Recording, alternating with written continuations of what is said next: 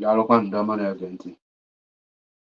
Ekene m nwoke kene nwaanyị wee sị ndụ mmiri ndụ azụ. Asị m mmiri aka na mazụ anwụna nke onye chiri onye azụ elu. Onye nna na onye n'ụbọchị nke taata bụ MAP eziokwu bụ ndụ 1 Biafra land. Wee sị na anyị ga-adị ka echi maka na echi adịghị agwụ agwụ. Anyị ga-adị ka isi mmiri maka na isi mmiri adịghị ata ata. Wee sị n'ụbọchị nke taata anyị masị na ya malụ nwoke mma malụ nwaanyị mma.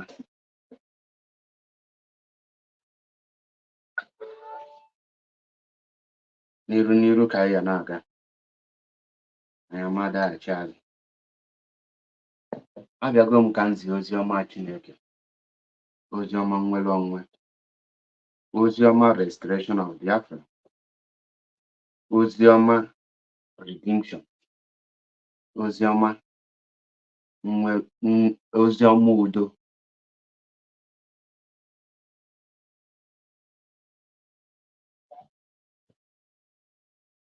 A lot emego and a lot ka na-emekwa and a lot ka ya emekwa. Unu n'anya na ihe nji maka ya wee bịa, but before ngawa n'iru, asị m ka nkene the leader of indigenous people of Biafra in the person of Maazị Nnamdi Kanu, nke m na-akpọ ikuku a na-afụ anya, the breeze that you can see. Wee sị ya mmalụ gị mma ebe ọ bụla ị nọ. Ị ga-adị ka echi maka na echi ada agwụ agwụ. Unu n'anya n'ụbọchị nke taata enwere protest.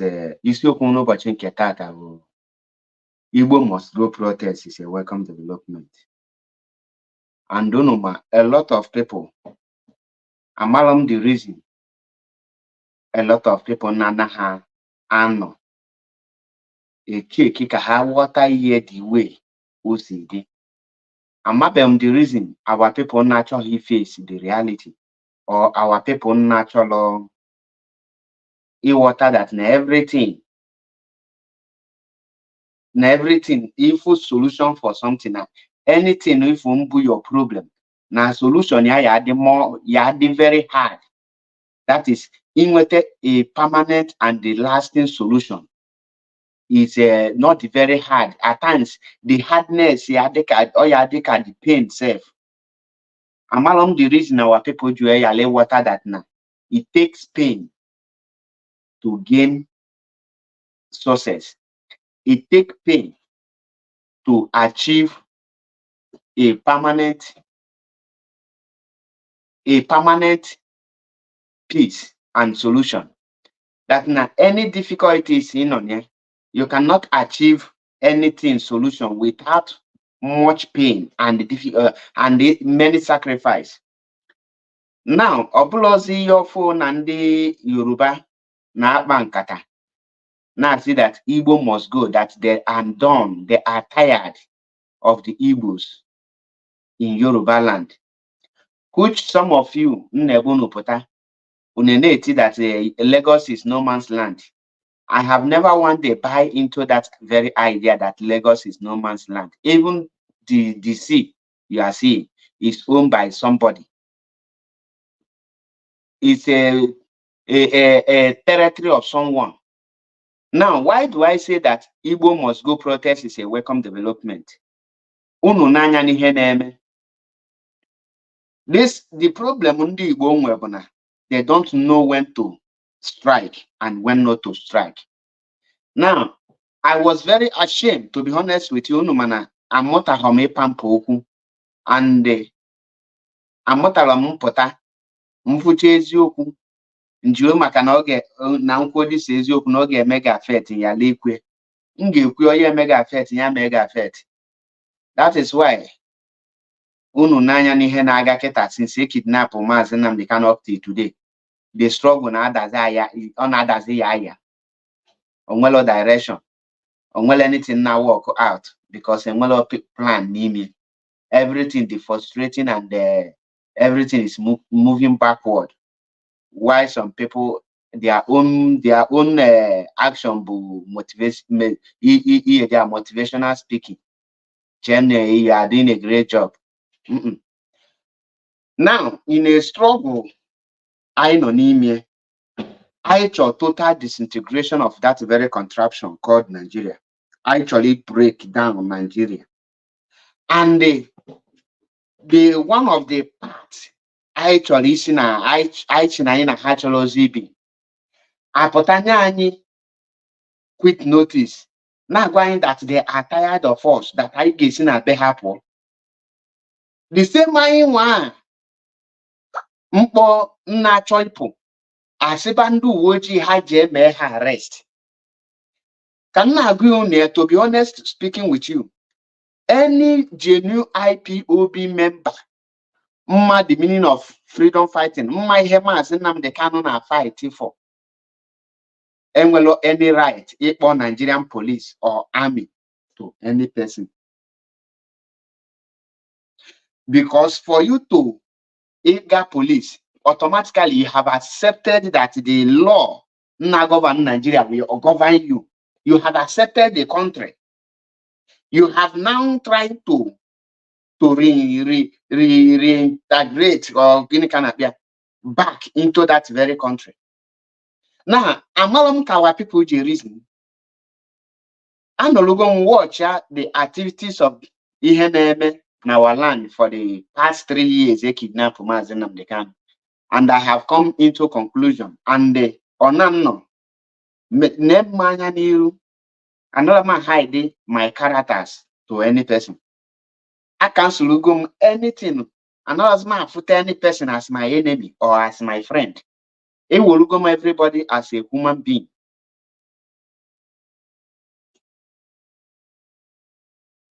Most of you, your action today or what you most of you na fighting about. Each other onye this serious, no na deal serious. Each other you no get attack. And all of me into that category. You like I pretend the way long way, you like I pretend in a long way. Now this movement, now this fight I am fighting as an IPOB member. And when he na Nigerian police and Nigerian army. Ke the moral ke gini ki upon Nigerian police. Imagine on now Maazị Nnamdi Kanu on now or say Nigerian police should go after so person. As in now I was the one Nigerian. Now Igbo must go by the Yorubas. Chijioke, I think all the kids knew on this platform. Because of some people they knew for the platform, let me pass this message to all of you, in case you are new. Many of you be natural Igbo fan and the Nablo fan. But for the sake of the new people, this is my platform. Anything that has to do with abusing me or me or media type or rubbish trash, we attract immediate blocking. The reason is because he had no freedom fighting and not into gossiping. Some of you know into gossiping and some of you know into pretending. Person like me, I am not into pretending and gossiping. into trying to see who you will push out or each one you get you able hardcore. So for those of you hero worshippers, nche that now for you to restore Biafra is by coming out to be attacking one another. That is how you will restore Biafra. Please, in the name of what you are worshiping, avoid my platform. As I'm getting, avoid my platform because very soon some of you have blocked you. As a warning. This platform face reality here. Onye dị wrong pụta nga not wrong. Ihe kwesịrị ime anyị. So for your notice, I am not here. I am another put on this platform. Can any person praise him or can be entertain you? And all of me into entertainment. Entertainment, and I know how to do my comedy, and I get my my comedy. But in as far as this freedom fighting is concerned, I don't have anything to do with comedy for now. So I advise you, not the first time in a joining, or the like here. Either you unfollow or you wa. But then seem to drop my number or drop one link. You join here the program, draw your question, come for open debate. Because what Mfoketa I like is the ability to have a conversation, the ability to have interactive section, the ability to have an open debate, open discussion with your brother. The mentality of it we have eaten deep in many of you that it have covered your sense of reasoning. You don't know how to reason again. The only thing is and the people have known many of you for that, and that is the main reason they are taking you for granted. Nobody takes any of you serious again because many of you that you the crazy, you the mad, you a bastard, you a mug, all those things are not healthy rain. On a head man effect, on how that scratch and so some of you think that the only thing you can offer to IPOB is coming to comment section to you're the crazy, go and report his page. The question now, rain or mockery. How many times can report to go page? Eh? The more you report, the more you advertise. The more many of you now are trying to attack the more you advertise me. So please, if you don't have anything to offer in the movement, please step aside. This platform is to any person. Okay, what? This platform they preach the reality. So that is open like here. Two things came either or moto or so all the very, very good. If choice is yours. Man, no something in your brain. Feel free. Let him drop on my phone number or more drop or link join their conversation. Then if you can't with fact and figures. Then we correct open people are for how you corrected me. Or believe you hide yourself in a comment section. In that type of yearly rubbish. I will just block you because on that 2015 mentality of it, boy, people have moved on. I move going on. So that is your own cup of tea. Chukwu Emeka Nweke ekenekwa m gị ọbata obie ndewo nwa Chineke nya malụ gị mma. Now, dịka ihe m na-ekwu before, anya na the topic, Igbo must go by the Yoruba people. To me, this is a welcome development. Radical media warrior, ndewo. This is a welcome development. And ihe you are a welcome development. Every freedom fighter na-ekpe. In as far as any IPOB member, this should be your prayer for the Yorubas to give Igbo quick notice, for the North to give Igbo quick notice. The moment these things it is a win-win for us. But my problem, Bona, when the quick notice, I know why I thought was here. The one Nigeria chop by Nigerian police. Let them go and stop the people that is calling for Igbo must go. We don't want this and that. No. Quick notice is how to make that into escalate. It is our duty to escalate it so that they will carry out such action. But it is not done on us that well people need reason of man. There is nothing like planning ahead. We want freedom, but we don't want to do anything. We need to sit down. For some people we contact we need to buckle up. I say, terrorists. And that again terrorists now. Actually, freedom fighting can never be a freedom fighters movement. People, a region show their freedom and will attack terrorists. Now, many of you are the things on na Igbo. The I cannot nature and actually terrorists. The rate of kidnapping of the Igbo youth, the Biafran youth, naga on na Imo State, Anambra State, Ebonyi State, and Enugu. Abia is somehow small little safe to Obele. Mana kidnapping can agapa on there. Now, the people who naturally have as a terrorist have already tagged you people terrorists, and that have justified everything. Now, the Yoruba people are Patabunu. Igbo must go. And I thought, the police here arrest. Guinea Abani reciprocating. North must go. Fulani must go. Hausa must go. Yoruba must go. Guinea Abani many.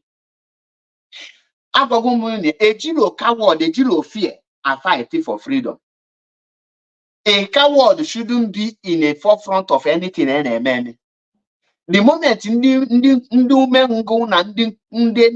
the pretenders take a lead of anything, you can't achieve result. Nolan as in one for you. But this can you use this zoo protest in a video? I am that there is nothing like protest going on. The Nigeria government were idea that now revolution that the people might troop out for revolution.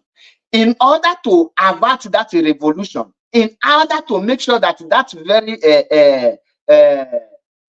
revolution or take place, they purposely organize this protest, and they say that now they are doing, and will they protest in a fixed date for it.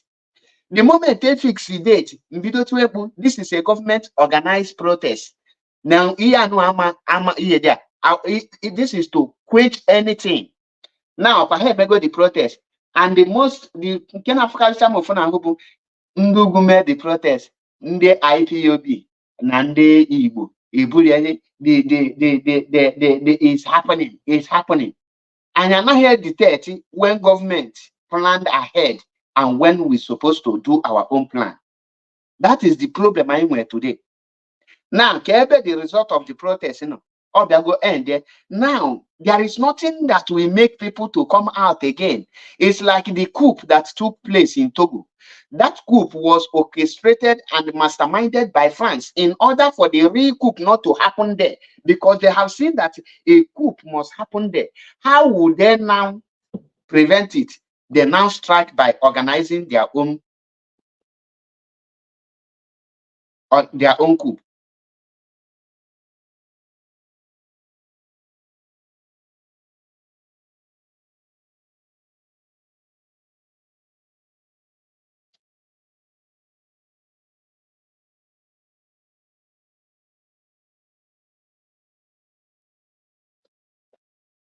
And the problem I will go now, this is a struggle, Buna.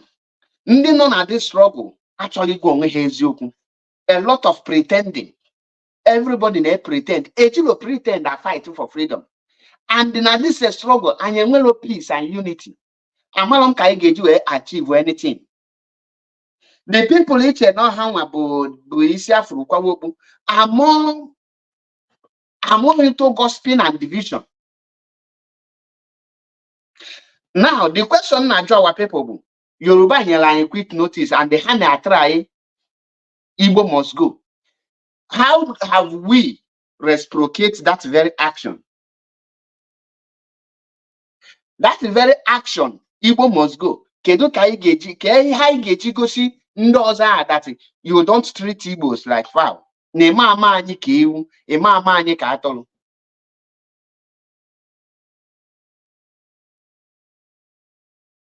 Ọ bụrụzie ndị ahụ na-azọ freedom chọrọ isi na Nigeria pụọ bụ ihe na-achọziwa Nigeria achọbazi how to make peace. We have right to live in Yoruba land.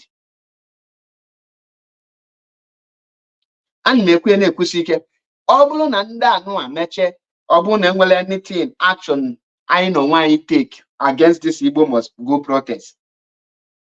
If today might not be carried out today, they might carry it out next year or next 2 years when your mind will be out of it. Ndị ugwu apụtago gwa anyị na ha mabudatala anyị nri, na mabudata carrot, na mabudata sugar cane, na mabudata anything for 2 weeks. Ha carry out that threat. End of the day, the federal government appreciate them by compensating them, and they paid for everything they lose. N'ime one Nigeria ha nọ ya enwere anything ume. The Yorubas na-threaten not destroy the Igbo properties, na-eme everything anyị na-eme, yet anyị ka na-atụ ụjọ ka anyị take any action. Now the question na-ajụ our people bụ this: ndị Igbo a na-asọ nsọ inye ndị ọzọ quick notice n'ala Igbo? Ndị Igbo a na-asọ nsọ ịbandụ other activities in order to get their freedom? Negative protest ndị ugwu na-eme n'ala Igbo ka edose polisi anyị agbagbu ndị mmadụ because na-edega anya fụ that na anyị enwero the mouth anya bụrụgo ụsụ, yet anyị na-achọ anyị chọrọ work hand to hand. Now ọ bụrụ na ya ekwe anyị na this movement ka anyị malụ ndị bụ our enemy, because ihe anyị na-azọ kịta bụ power tussle among ourselves. The same thing na destroy ọhaneze ndị Igbo is the same thing na destroy Igbo politicians in ala Igbo. The same thing na destroy ndị Igbo at large. The same thing na destroy kwa anyị na this very movement anyị nọ n'ime. Divide and conquer, power tussle is what is destroying us. Envy, jealous, and the hypocrites is what is our problem today. We don't know when to strike. We don't know when to pipe low. We don't know when to take any action. We are any action other people take, and these things we don't accept it. The question now, gini ka anyị megolu ji gosi that now this land that we don't want to be called Nigeria again. Unechene obu na ịchọ freedom no obodo ndị ugwu ka ya eje chọwa your freedom. As only Igbo, anything ị chọrọ ime bụ your land ka ya protect, and that is the reason you see ihe anyị na-eme anyị amabeghị ya, I just be confused. That is the main reason ya agba Igbo must go is a welcome development. Kedu action ndị Igbo take, most especially blood source on the Igbo. Igbo politicians, the ha ga-achọ peace because they are politicians in Nigeria. But ndị ga-take that very action, ndị ga-take that very message very serious are the freedom fighters. The freedom fighting movement in that Igbo land are the one that will make sure that the Yoruba people carry out this their threat, because that their threat will help us achieve our dream. What is that our dream? This total disintegration of Nigeria. By giving kwesịrị to make sure that Nanda mere by escalating it. Anyị nwa ka ọ dịrị ịmụ ya ọkụ winye fuel. Ha nwa carry out. Anyị nwa ka ọ dịrị inye order that na anything Yoruba product ya akwụsị bata n'ala Igbo. Anything northern product ya akwụsị bata n'ala Igbo. From now henceforth, that now this Igbo must go. We have to show them that we have a place that we call our own, that their goods are selling. How many Yoruba people may read their product? Dangote cement is the highest the people now consume Dangote cement. It's ndị Igbo. Anything Dangote product bụ ndị Igbo now consume more than any other thing. But ndị Igbo cannot say because of these things, let us boycott anything that has to do with northern product. Russia and Ukraine were a problem. The people non NATO, in order to punish Russia, sanction Russia, they start boycotting Russian products.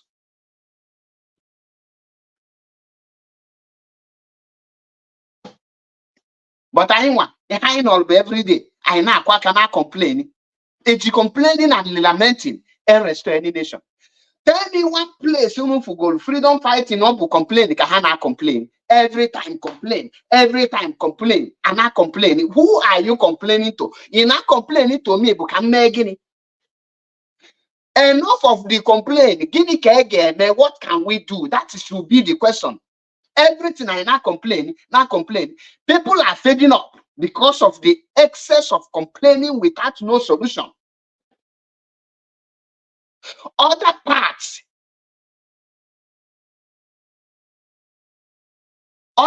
na things the way ha kwesịrị ime.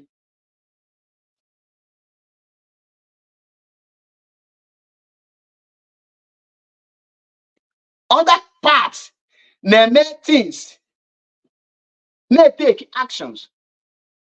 A movement na fight movement enwere anything na-eme. Ihe anyị nọrọ bụ nọlami na-achọ onye member ya eme attack. Na-achọ onye anyị ga-asị onye adapụgo, he is no longer with us, he is now this, he is now that.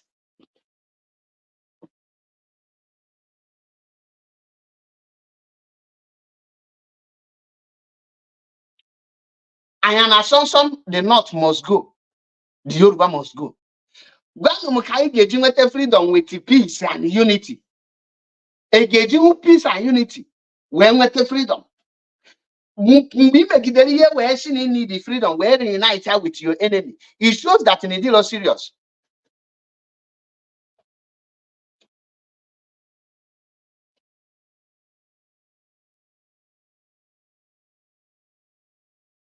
That is why I see this Igbo must go protest. Behind question badu ukonia. Menya ko mwesi. Menya ko yefe. Can carry this out? But how can they carry it out? Where you want to go to the peacemakers? I told us they can do both as the law-abiding citizen. The worst thing that will happen to you is when you are looking for something and the people are ready to give you that thing. It knows make you a peace with the people.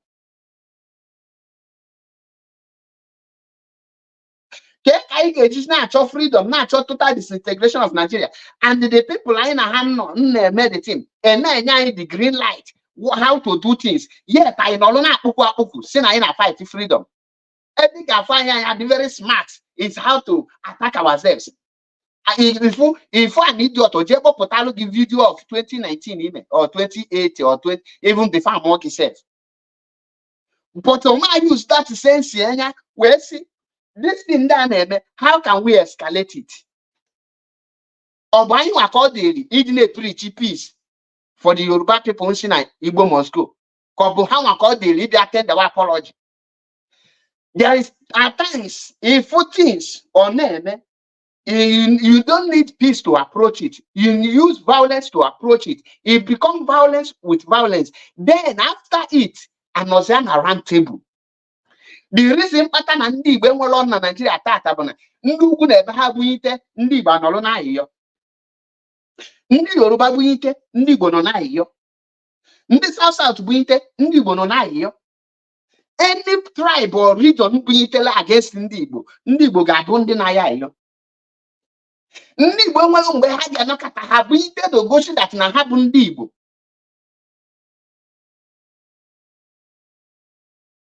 Every time I know lamenting, na lamenting. Negodu guys na fight for freedom. Go to just go get on Facebook. If you go to the fight, you know nation hot. Or the mentality and no and non are Igbo, no kita. Kige have Biafra. People never heard that name when they are fighting for freedom. As I am speaking to you now, as a freedom fighting member, as an IPOB member, as people they broadcast for IPOB, and go to any IPOB platform, and when you have that to pull on there, people don't longer listen because too much talk is adiloma. We have I mean too much. I wasn't ketana boja without it alone.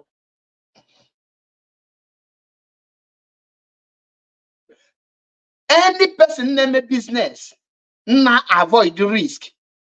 Every time you are avoiding risk, that business can never progress because you are avoiding the success of that business. Every business that has success, it depends on the risk you are taking. So business come with a risk.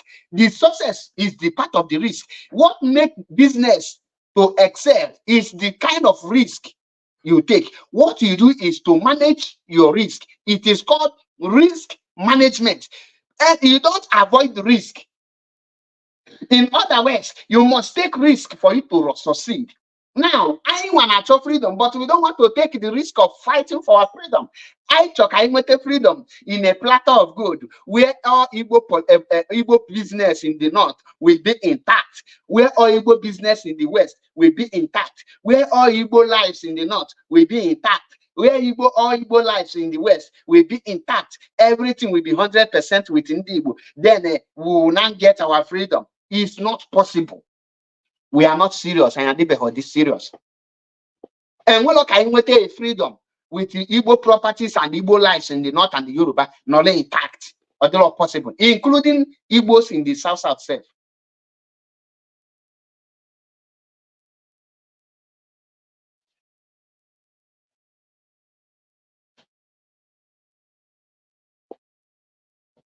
As it is now, we depend on the Yoruba people to rise against the Igbo must go protest carried out by the Yoruba people. How does that happen? How can that happen? Is that possible? The Igbo must go protest. The people actually take a very decisive action against it. Igbo.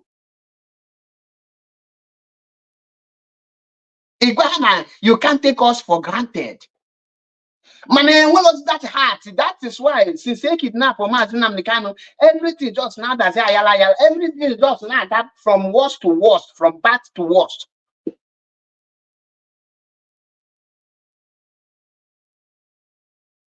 I'm not capable. I want to expose Mazache report. I go deal with this Mazache report.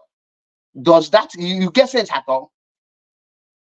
Then what is the crime of Mazache report? The way he talk with arrogance. He don't have respect.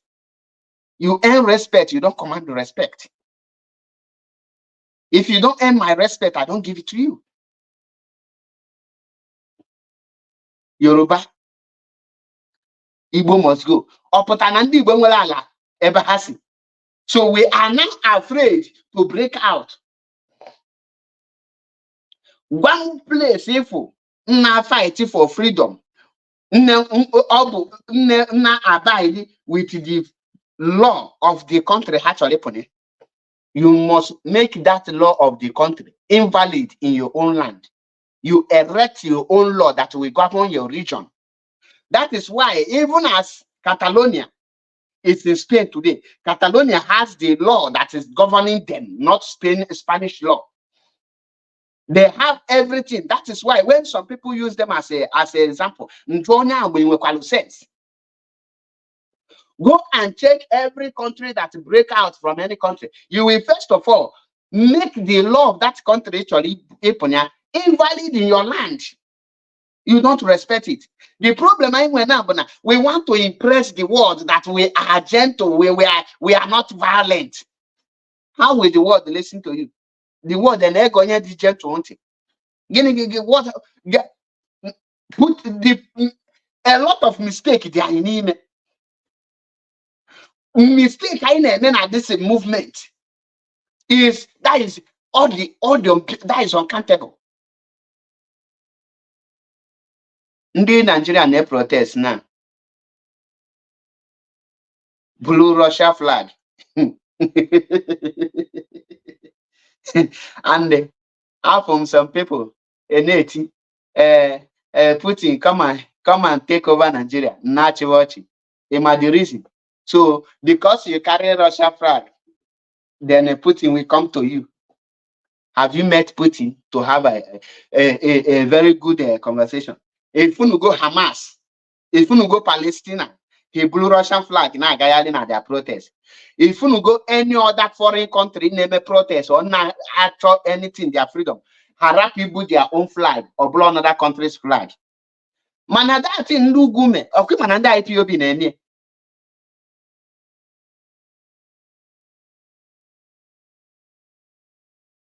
Exactly, radical media world. The more you go for peace, the more you become the victim. But our people are not here reason here. Everything I'm love for peace, and they preach here. Everything I'm love to impress the world that you're a peacemaker. The world knows the truth.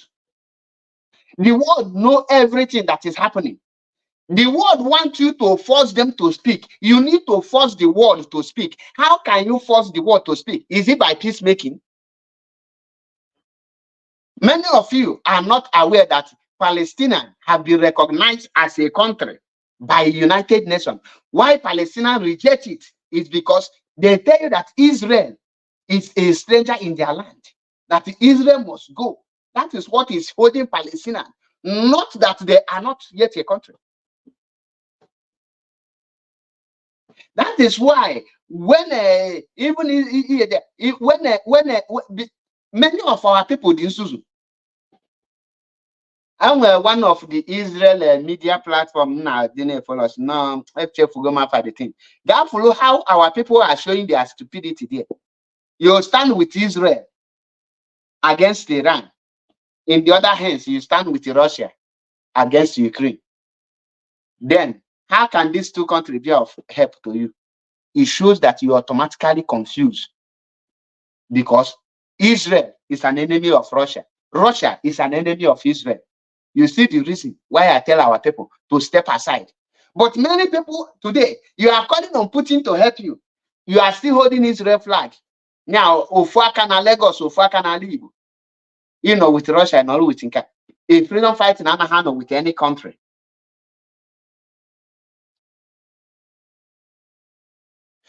Now, our people question, oh yeah, I can't know why you can restore Biafra.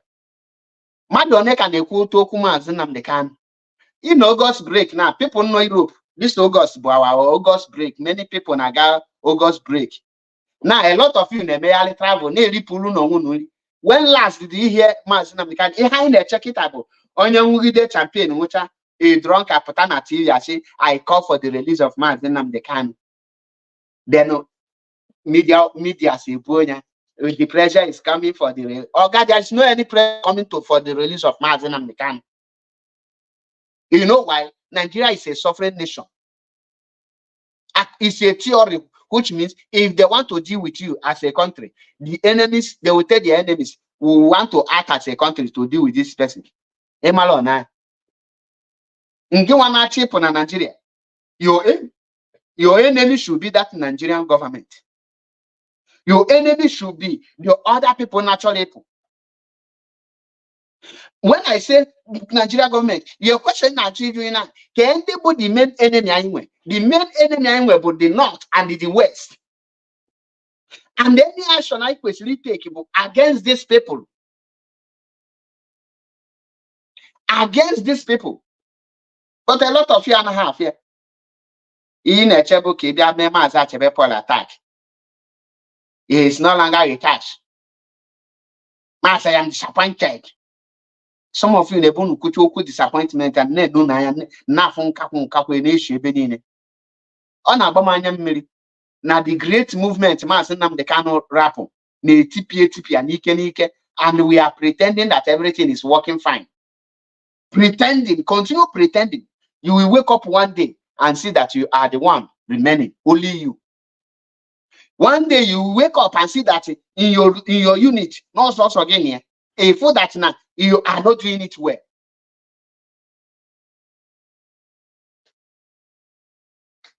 You are not doing it well. Some of you can pretend because I can wear some principal officers can with you. I one ticket. things are not going well. When you will see it, on will come bars or Polosiana, Ema waters your wake water. Estomchi, Obi one day.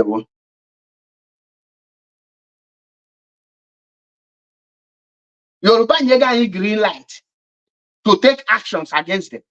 They not Yega green light to take actions against them. Okay, the action I take, we turn to the word. The word should come and see you. The word should come and listen now. They are the one, the hatred is too much. Who tell you not to hate them? Who ask you not to return or reciprocate the hatred? Somebody hates you, you want to make him friend, and you are freedom fighting. In a church, Igbo to take action against the Yoruba people. Some of you got put and say, the whole Yoruba Syria. You need to check a hand challenge because in a man if I can't restore Biafra. This hand I Gina, I declare Biafra. I restore Biafra. Moon. We are so shameless in this very movement. SMG. Na this that is on a daily basis. We have totally failed mass in Namdekan woefully. We have failed mass in Namdekan woefully. Check it out. So the only thing inside the capable now, how to rejoice on the downfall of our brother. In most of us behind on now, they will say, okay, no to pilot a fail, then I have we have been vindicated. Oh, did US a fail, no to pilot, we have been vindicated. Oh, no to can a fail, oh, we have been vindicated. We instead of us to fight for what is facing us now, we are so divided and we are fighting ourselves. The Nigeria government, or not can Nigeria government let us destroy ourselves. Nigeria government take the action. They are just watching us destroying ourselves by ourselves. But some of you think, no, pretend, yeah. No,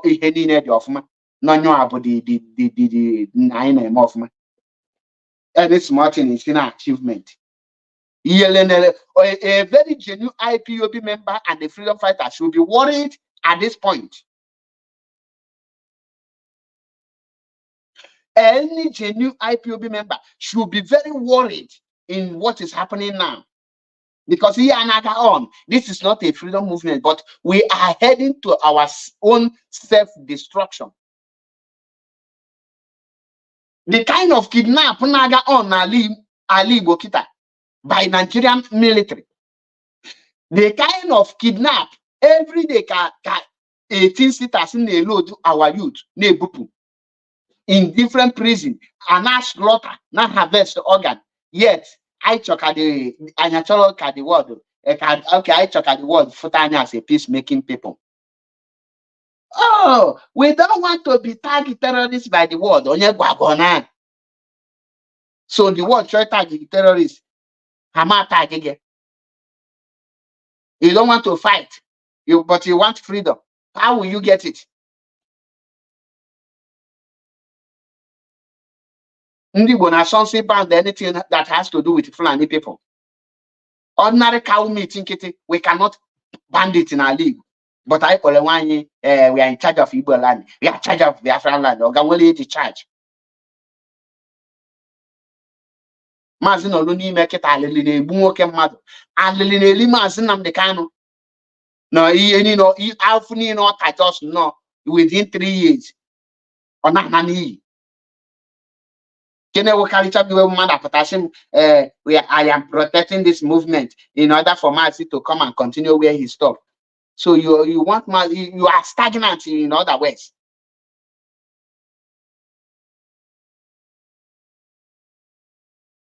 Action now take to make sure that now we go na also na anyị nwa abụrụ ndị ya ebe onye pụta and na-enyegharị anyị ọda. Am I na be serious now? We are not serious yet. We are still fooling ourselves. Okay, in the church, and as in Igbo, you do a band of the Fulani products in Igbo, and we want to develop our own.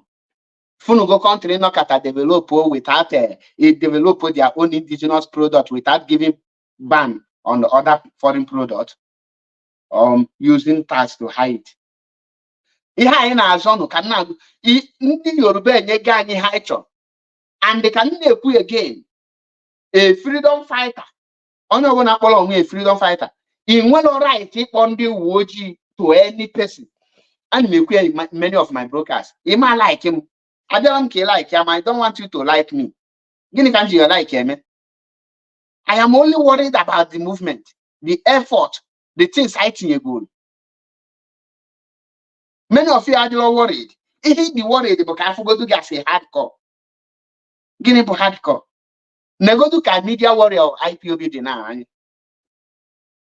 As if somebody do reasonable. Nego to media warrior na. Are you seeing progress in the media warrior, or you are seeing downfall of media warrior of IPOB? IPOB media warrior tisago. Oh yes, sir. And what does the media warrior no? So ndị kana pote ekutu okwu na bụ ndị nọ na radio Biafra.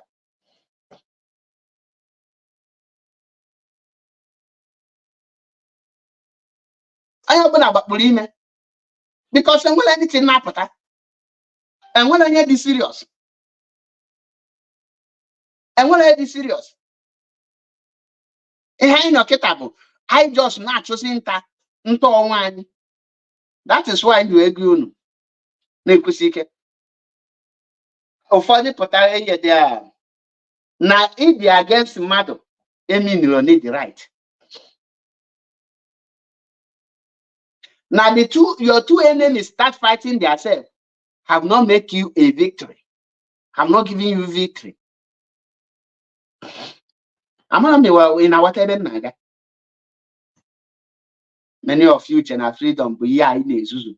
Now we are canning this name. Or I can work I get if you were with freedom. Then I saw the freedom. Mama, in Mapana, one IPOB member cap was last now. And we'll actually gain it again. Because if we go for 3 years, sitting up, no plan, nothing. Mazinam the Kano now, the fate of Mazinam the Kano lies in the Tinubu hand and the Yoruba and the Fulani, not in our hand, because we have failed him. Behind on that, chasing up, Kamazi failure, can you ever buy ya capitalize the gap of Yai? If we be Yakwo, we're not the Ndoka. Ukachuna the reason Nigerian protests in Njoengo. These things now that is I'm not at myself now again but night POB self. More can on the below mundo. Nay live fine. Guinea can't join this movement self. Then not fish shine and I got on. No plan, nothing. Ndugu pụta ha na-amachi ka soldiers how ndị Yoruba pụta ha na-amachi ndị Igbo nọrọ n'ibe akwa. I know the word how long, how many times have you called the word? What is the response of the word you are calling? The word is like Jesus Christ. Call upon them, they will never answer you.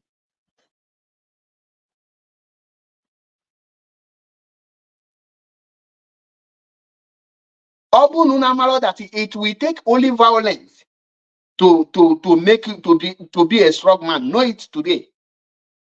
Igbo must go protest. The Yoruba and passing kitike. Ndi Igbo anolo na-ede letter na-ejezi court na ya map na Lagos that Yoruba shouldn't chase Ndi Igbo out of Lagos. Police should arrest here. I am 100% in support of the Igbo must go. And nobody should arrest any person not organize that protest. That protest is one of the best protests that will restructure Nigeria. Igbo must go protest is the one of the protests in the Igbo question campaign join that Igbo must leave Lagos. That is one of the most welcomed developments you can ever listen or see anywhere. Because you are incapacitated, it doesn't mean that others will be. The Igbos residing in Lagos and other parts are the problem of Nigeria. We are the problem of Nigeria because we don't know when to go and when to stand. How many Yoruba were factory in Igbo? I actually hear there. You invented something. We can't sacrifice anything. We are now our brother's killers. Now start on one back and front. Then I be his place.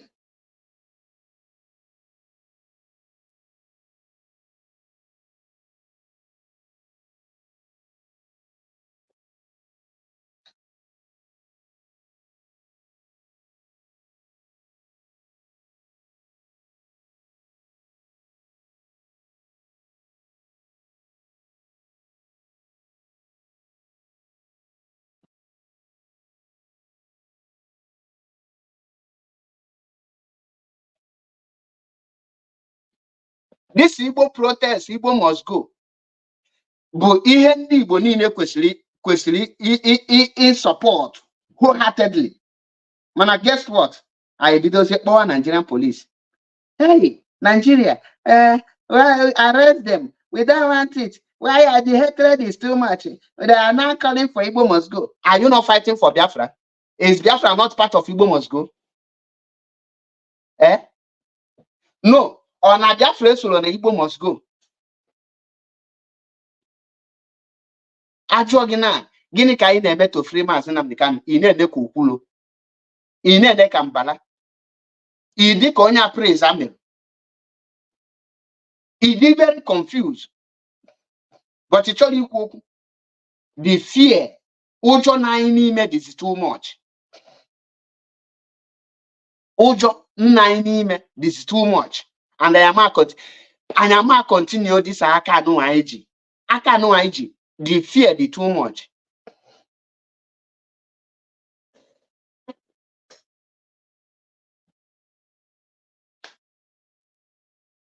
And on this note, let me say it again. And in Gikwe, any person who put a say, I want to expose Kanu. I want to expose Simon Ekpa. Onya had no serious in her life, yeah.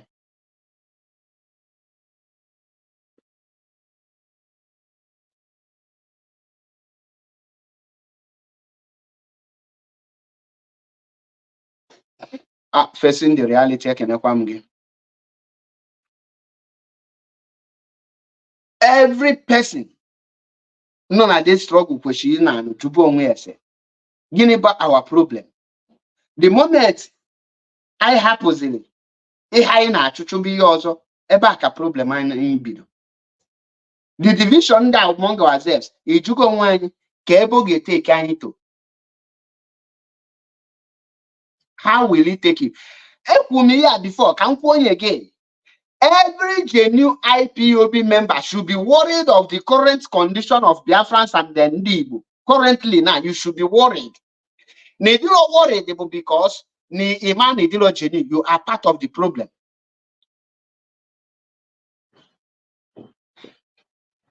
And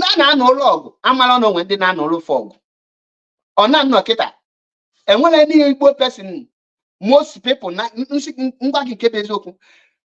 okay, from Igbo, 80% of them actually jinting now for the IPOB broadcasters. And the reason they see them as noise maker. 80% of Igbo now for the IPOB media warriors as noise maker, courtesy of the no event, no pressure. How will you tell me that now video complete 1 year kugidoku kuche the next year I video kuboku? Look at when exposing Nigerian politician, Igbo politician. How will it help us to restore Biafra? Kekoge jinyela yaka will restore Biafra. A game broadcast expose expose hope tell our people about hope Oga. After I don't tell our people about Hope Uzodimma, how will I stop Hope Uzodimma? Gini ka I ga-eme wee stop onye? Enwere ebe ị ga-ekwugodo okwu, people asị gị ọ ga-arapụ ihe ị na-ekwu, anyị ma ihe niile a. The question bụ, gịnị bụ the way forward? The question anyị na-ajụ onwe anyị kịta bụ, what is the way forward? Anyị ya na-atọ n'ikwu okwu. People adịrọzi interested n'ihe ị na-akọ. Ihe a ndị IPOB na-akọ, every time talking. Fulani wee na-egbu anyị, ndị ugwu wee na-egbu anyị, they hate us. People are no longer interested in hearing that story. So you need to change the topic, change the strategy. How will you get the people involved? Oga, nye people hardship. Tinye action ga-eme people affect. These content creators need to be dealt with. Gịnị ka ị ga-eme ha? Oyechi metụta ha. The actions we take.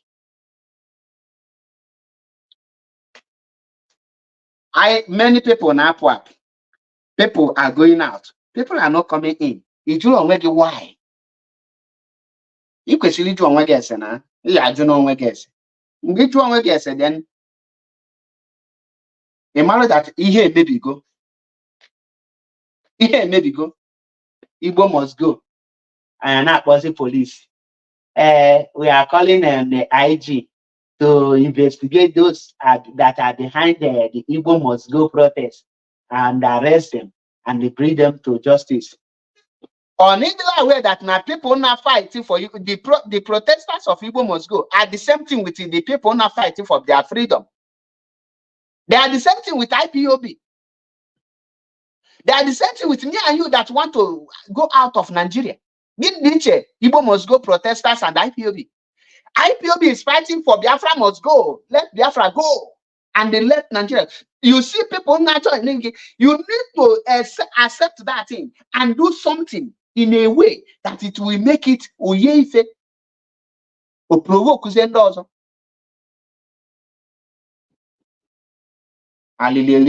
This movement, to be honest, not at an join himself. Why didn't you join this a movement of reason awkward?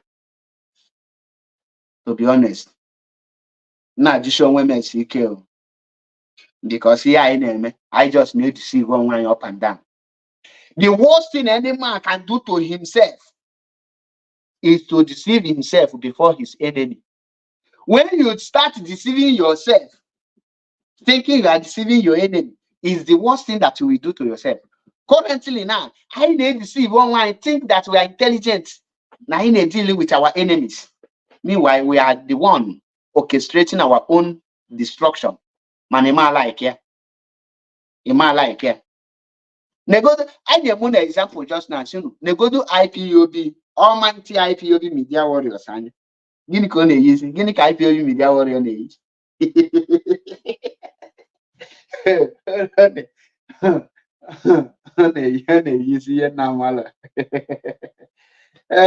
that is actually me kuye course here. Mani malgi course here. I want to be hardcore. I want to be hardcore. Where have the hardcore lead you now? You want to be hardcore, but you don't want to face reality. You want to be hardcore, but you don't want to sit down and ask yourself, what is hardcore? No direction. Well, anything I remember everything just nada yala. I know nature now. Every many of us now nature. Kakanota fail. Kai potashi. We told you. I'm not going to see your brother. I'm not going to see your brother. Then ndo to kanota kanna nature. Can do to the US favor. We told you they have sold the struggle. They have sold the struggle. Then undo to DOS check and do to autopilot to fail. And then we told you what's an autopilot? It's an autopilot. Okay. And what of Biafra without all this group together. I put it to you.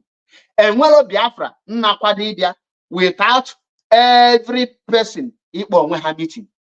You like I believe when you like you believe me.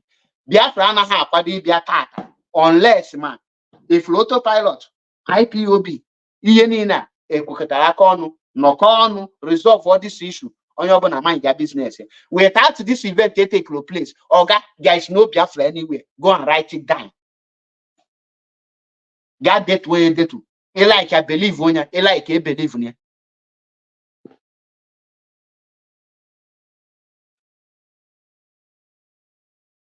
And one of Biafra not anywhere with this kind state of mindset I now.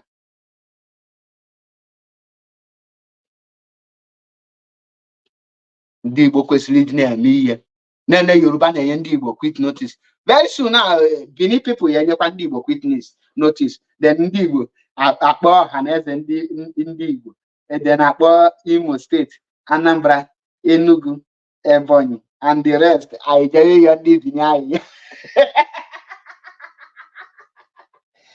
ndị Benin bikonu we are brothers and sisters, we are one Nigeria. Allow peace to reign.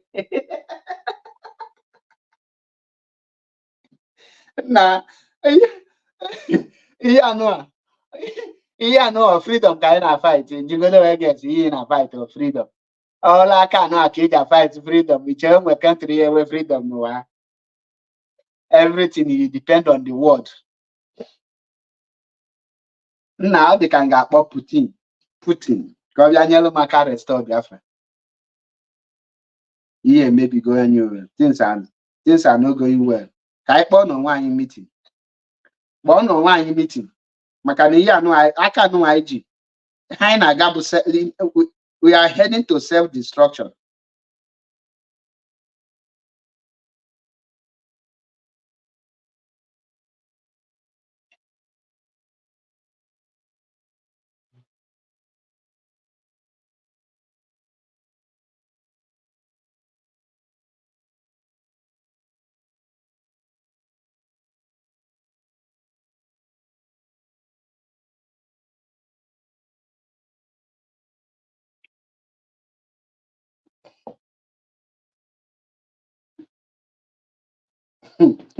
Ihe na-ere n'isi ndị Naijiria na-abụ Jeremiah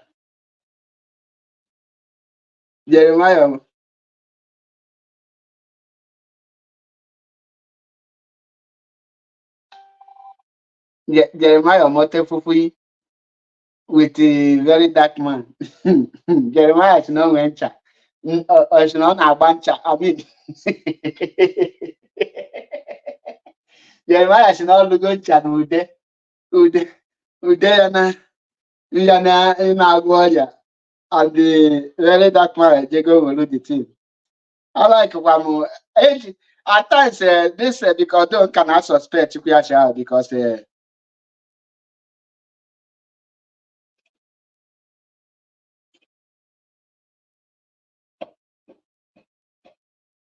cannot suspect one very dark man because the government can use any person to destroy their enemy. Many of you are malon. I cannot boss spy. Anyị ejewe n'ịmata ndị akwa siri ike n'ukwu ovu nke meche ma nke ya na anyị ji ya onu. Some people amala na my platform ebele dị na bịa comment rubbish ablock one gigasi ike.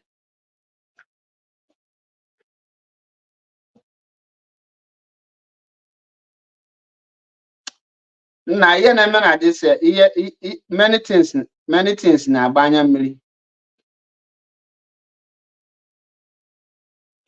Many things na-aga on na-agba anya mmiri.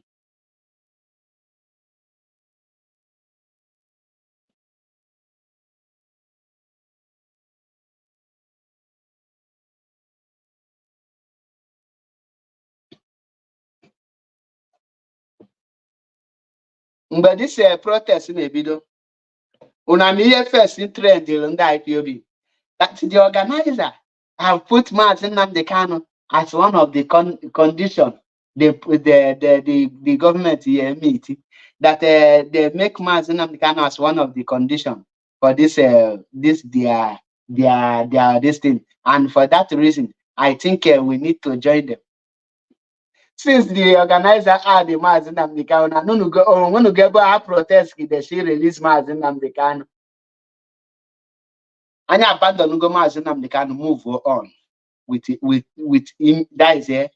Anyị move go on. And when they na-echetezi Maazị Nnamdi Kanu, ihe na-echete Maazị Nnamdi Kanu na bụ About the comment now your comment section. You post once in a while. All the people follow, and we want to release Mazi Nnamdi Kanu. We are going for the guy. Now. Where are they? Pastor, while Nigeria now that all they're not prayer. You need now prayer. It better will solve Nigerian problem. It better. The same better very soon now. I will let restore the Africa. For the reason I go now. Christianity balu melundi Igbo. Christianity balu melundi soji. Christianity balu melan. But Mazi Nnamdi Kanu is 100% alone now. Mazi Nnamdi Kanu is alone now. They have abandoned him now. They have abandoned Mazi Nnamdi Kanu. When I say we give Nigeria government ultimatum to release Mazi Nnamdi Kanu, it can no such thing. I using Nigeria government cabbage Maria. No, the Catholic is a Maria. Maria just said they can't go. Yeah, kind of. Buhari they are because release the Mazi Nnamdi Kanu because they are Buhari they are release the Mazi Nnamdi Kanu. Buhari nekete haya say you people are not serious. So with their beg now, just person will spend millions of dollars and we take the risk of Kenya, kidnap one, violate many international laws. Then unapata with a beg. I release you with a beg. Buhari wanted to destroy Nigeria. Buhari wanted to divide Nigeria. That is why he made that move. Now, Tinubu want to divide Nigeria. That is why he's still keeping him.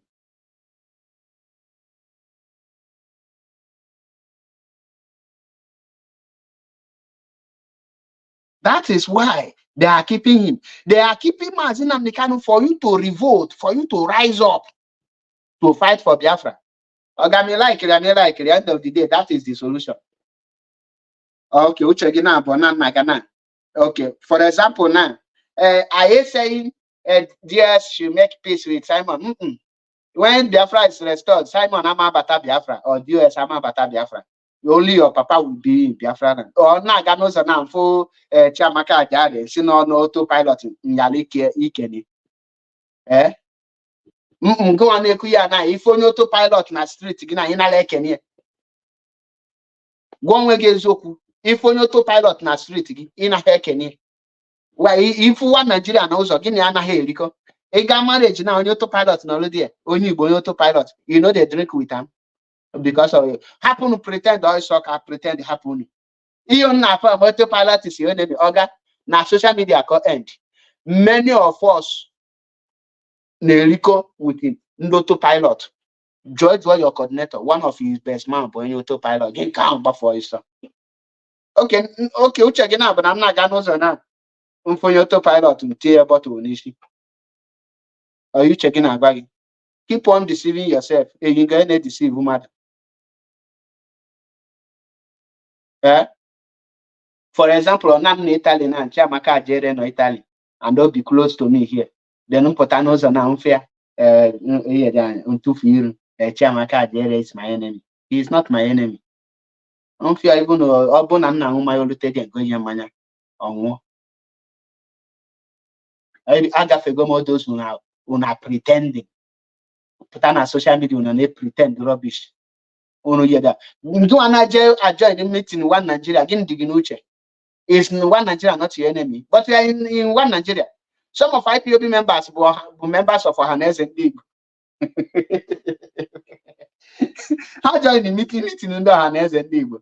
You know, man, some of you they pretend. He pretend when I be on my platform. Okay, they come and pretend.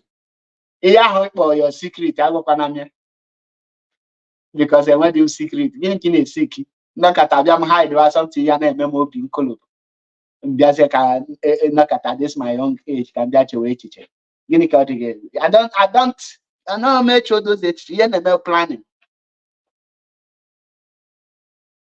Yes, I'm bringing Mazi Nnamdi Kanu down by fighting for his freedom. I'm on Kapu. Chukuben. I need them your that. Boy, but I know this conversation. Can you one-on-one conversation? See na comment section, Pulu. I need to hear that. But na can drop all the link. But I ikawa in ako. Na kunuji make false allegation against every person. Mgbe nweta Biafra na nke ndị ya nọ ya. Aka ka anyị ga-eji restore Biafra. Ngwa ka anyị ma mmebi human being n'iso na ndị ihe dị a automated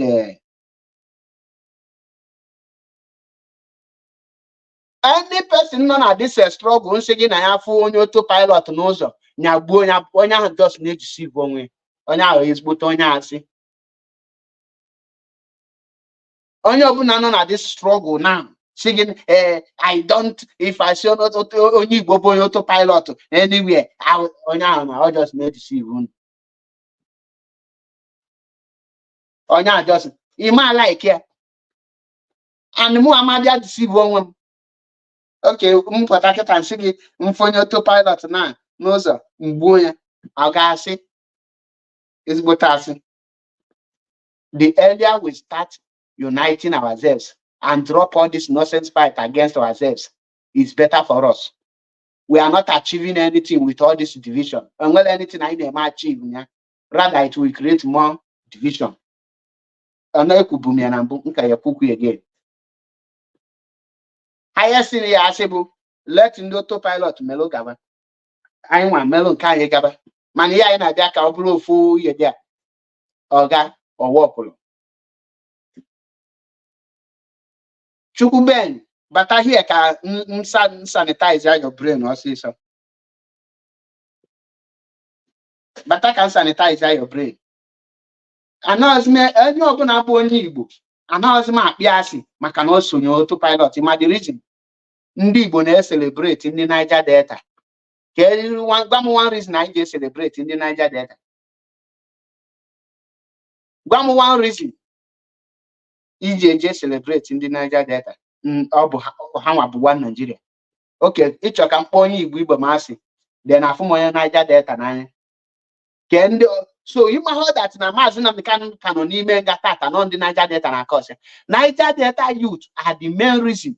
Mazika Jinoni Menga. Niger Delta youth are the main reason. Already many meaningful action I get taking to achieve our result. Because most of the places I actually take our actions.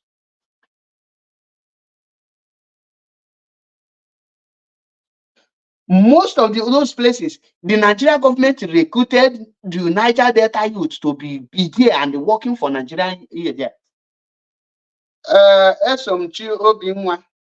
same way that before Hanozo, that is the same one who get you unite. Simple as that.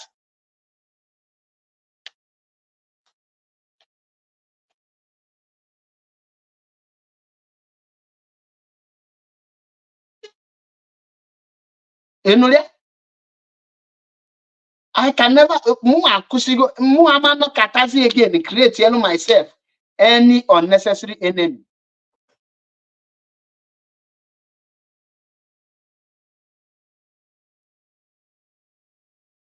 Okay, for again, I am AP.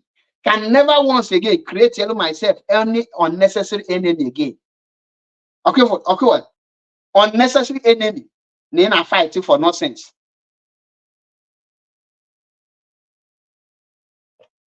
If for that unnecessary enemy, I am AP, can never create it for myself again. I be ready. I am only high natural. All I already. Can already Zuzu. Now form yali and well need to see one. Try yaka there. I on your naturally the hardest man.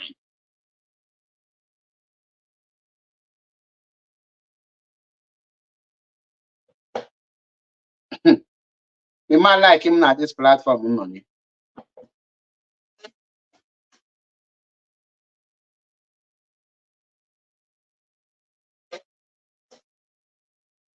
Emmanuel were many groups now not. Emmanuel not were many groups. And those groups in each other's agenda. but they are functioning here. They are facing their own enemy. That is how I want us to operate. Focus on the real enemy, because a lot of kidnapping na ga on n'ala Igbo. Kendo dị gị ka ha wanna carry out the kidnapping. Kendo Nigerian army na kidnap Igbo youth. Onwenu ga for Nigerian army bịa na Imo State ịbịa bụrụ ndị Igbo youth. Ha jụọ gị ma iwu onye autopilot before he bụrụ onye ahụ. Or ha jụọ gị ma iwu member of DOS. In our support IPOB DOS, in our support autopilot. They don't ask that question. Ha tinye their motto. He buo onye niile ha bụ. Ha luo there. Ha da ajụ there say. Ha gba ha ncha niile ka nchi. Then they can't deceive onwe gị. Imane many groups na Yoruba land. Why are they not fighting themselves? Enwere OPC, nwee Amatoku, nwee Sunday Igboho group. When last did you see Gani Adams fighting Sunday Igboho? If you get, but they are not fighting the same. They have a different ideology. That somebody negative.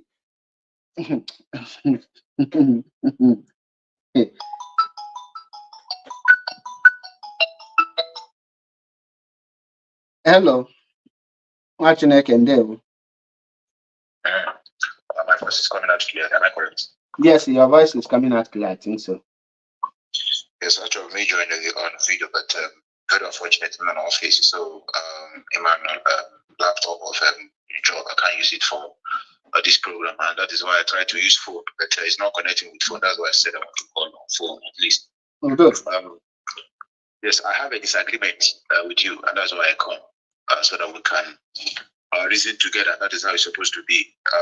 The reason why I came is of two things. At least let us start with number one. By saying the solution for us to achieve Biafra is for every group to come together. And I'll tell you why I disagree with you. Okay. Number one, there's some group that started independently. I mean, who formed their group without trying to blackmail or to lie, it just to gain popularity. People like I think that's what they call Biafra National Guard, even though I'm not seeing them again. We have Biafra League. You know, that's people who started on their own, who said, okay, this pattern you are using will not get us what you want, and they started.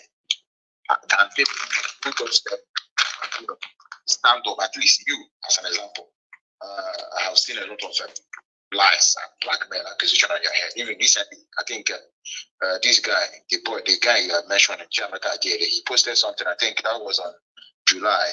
You know, trying to bring a old video when you were with them, and so when I saw that video he posted, I know that he's trying to pass a message for the hatred to continue by those who sing praises of an autopilot. Is always an autopilot, because of when the attack was very, very hard on you. He brought those videos just to refresh our memory.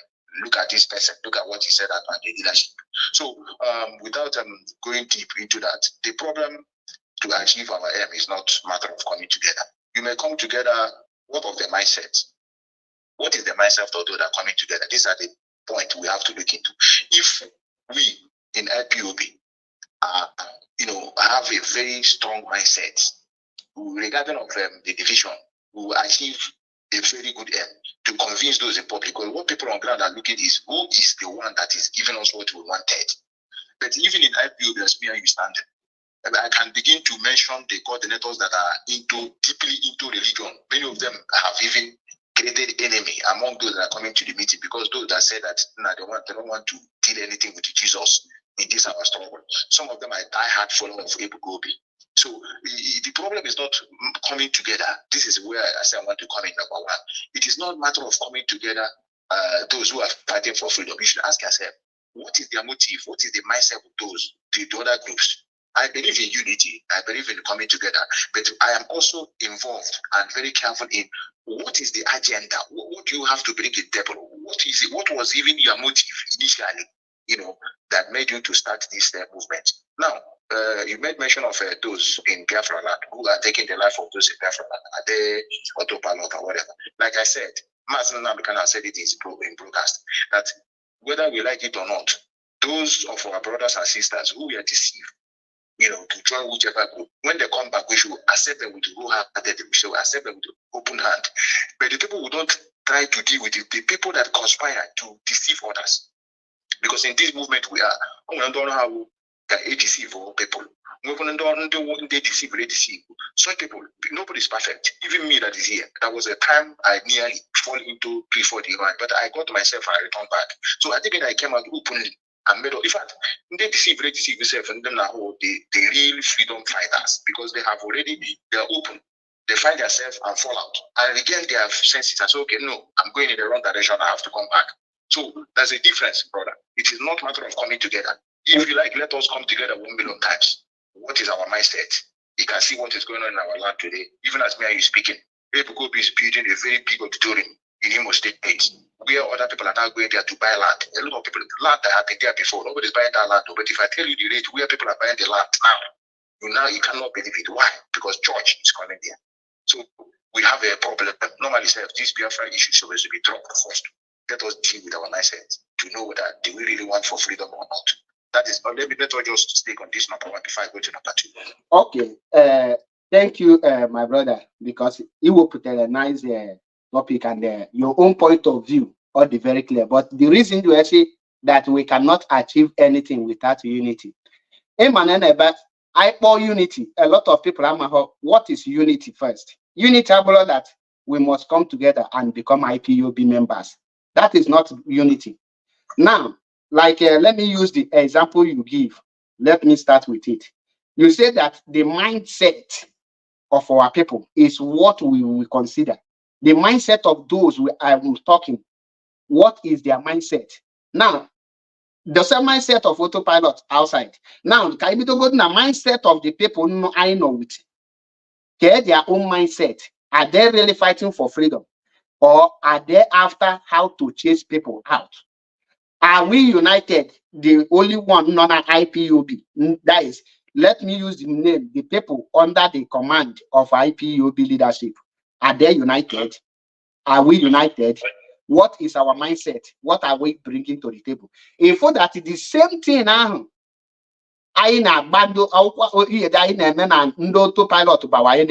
we are still seeing ourselves as our own enemy. And that is why you see a lot of blackmails among ourselves. And there is no trust. Secondly, unity in the preach is autopilot can be autopilot, but let them be fighting for freedom. And we will stop attacking them. The mindset, how much?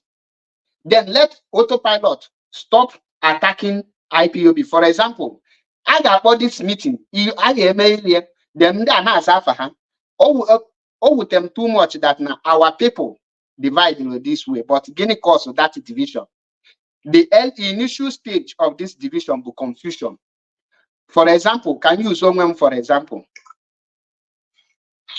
Until my name was called on Radio Biafra, in my idea, I'm not on autopilot.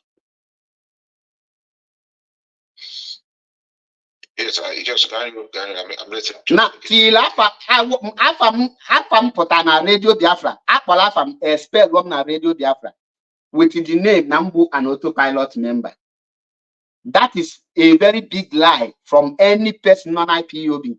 And because of that, I was very angry. Nga Torino, I meet Chiamaka Ajere. Instead of join this autopilot. Come here there. Na live video na Torino, na Porta Palazzo, can the place. Join after my name. That was when I told him I want to join the autopilot because I can't get it back from the Radio Biafra. Now, a lot of people were pushed to join autopilot, not because they wanted to, but because of the ill treatment they meted them on them. They joined autopilot. And they are not joining autopilot to revenge. They are joining because they want to continue fighting. They don't want to stand out. They want to continue fighting that freedom because they think that they need the freedom and they continue fighting it. Now, but where I will blame somebody, but when you join something and you know you are genuine, in Ezra or Blozi, Jumakia will join here. you have to make a U-turn or potassium along. So when I say peace, the question we are not here, what type of peace? In the example, let every group start working on their own without attacking each other. For example, Gani Adams of APC or OPC and Sunday Igbo of Malamafa group here, and the Kenshina Hakolonga Amatokun. All these people has their different agenda, but they operate in Yoruba land without attacking themselves. And not different groups, they don't attack themselves, but they don't agree with each other. But they always attack the enemy and they protect that northern interest. The same thing applicable to this European Union. So peace in Neku and the unity in Neku, let us resolve these things.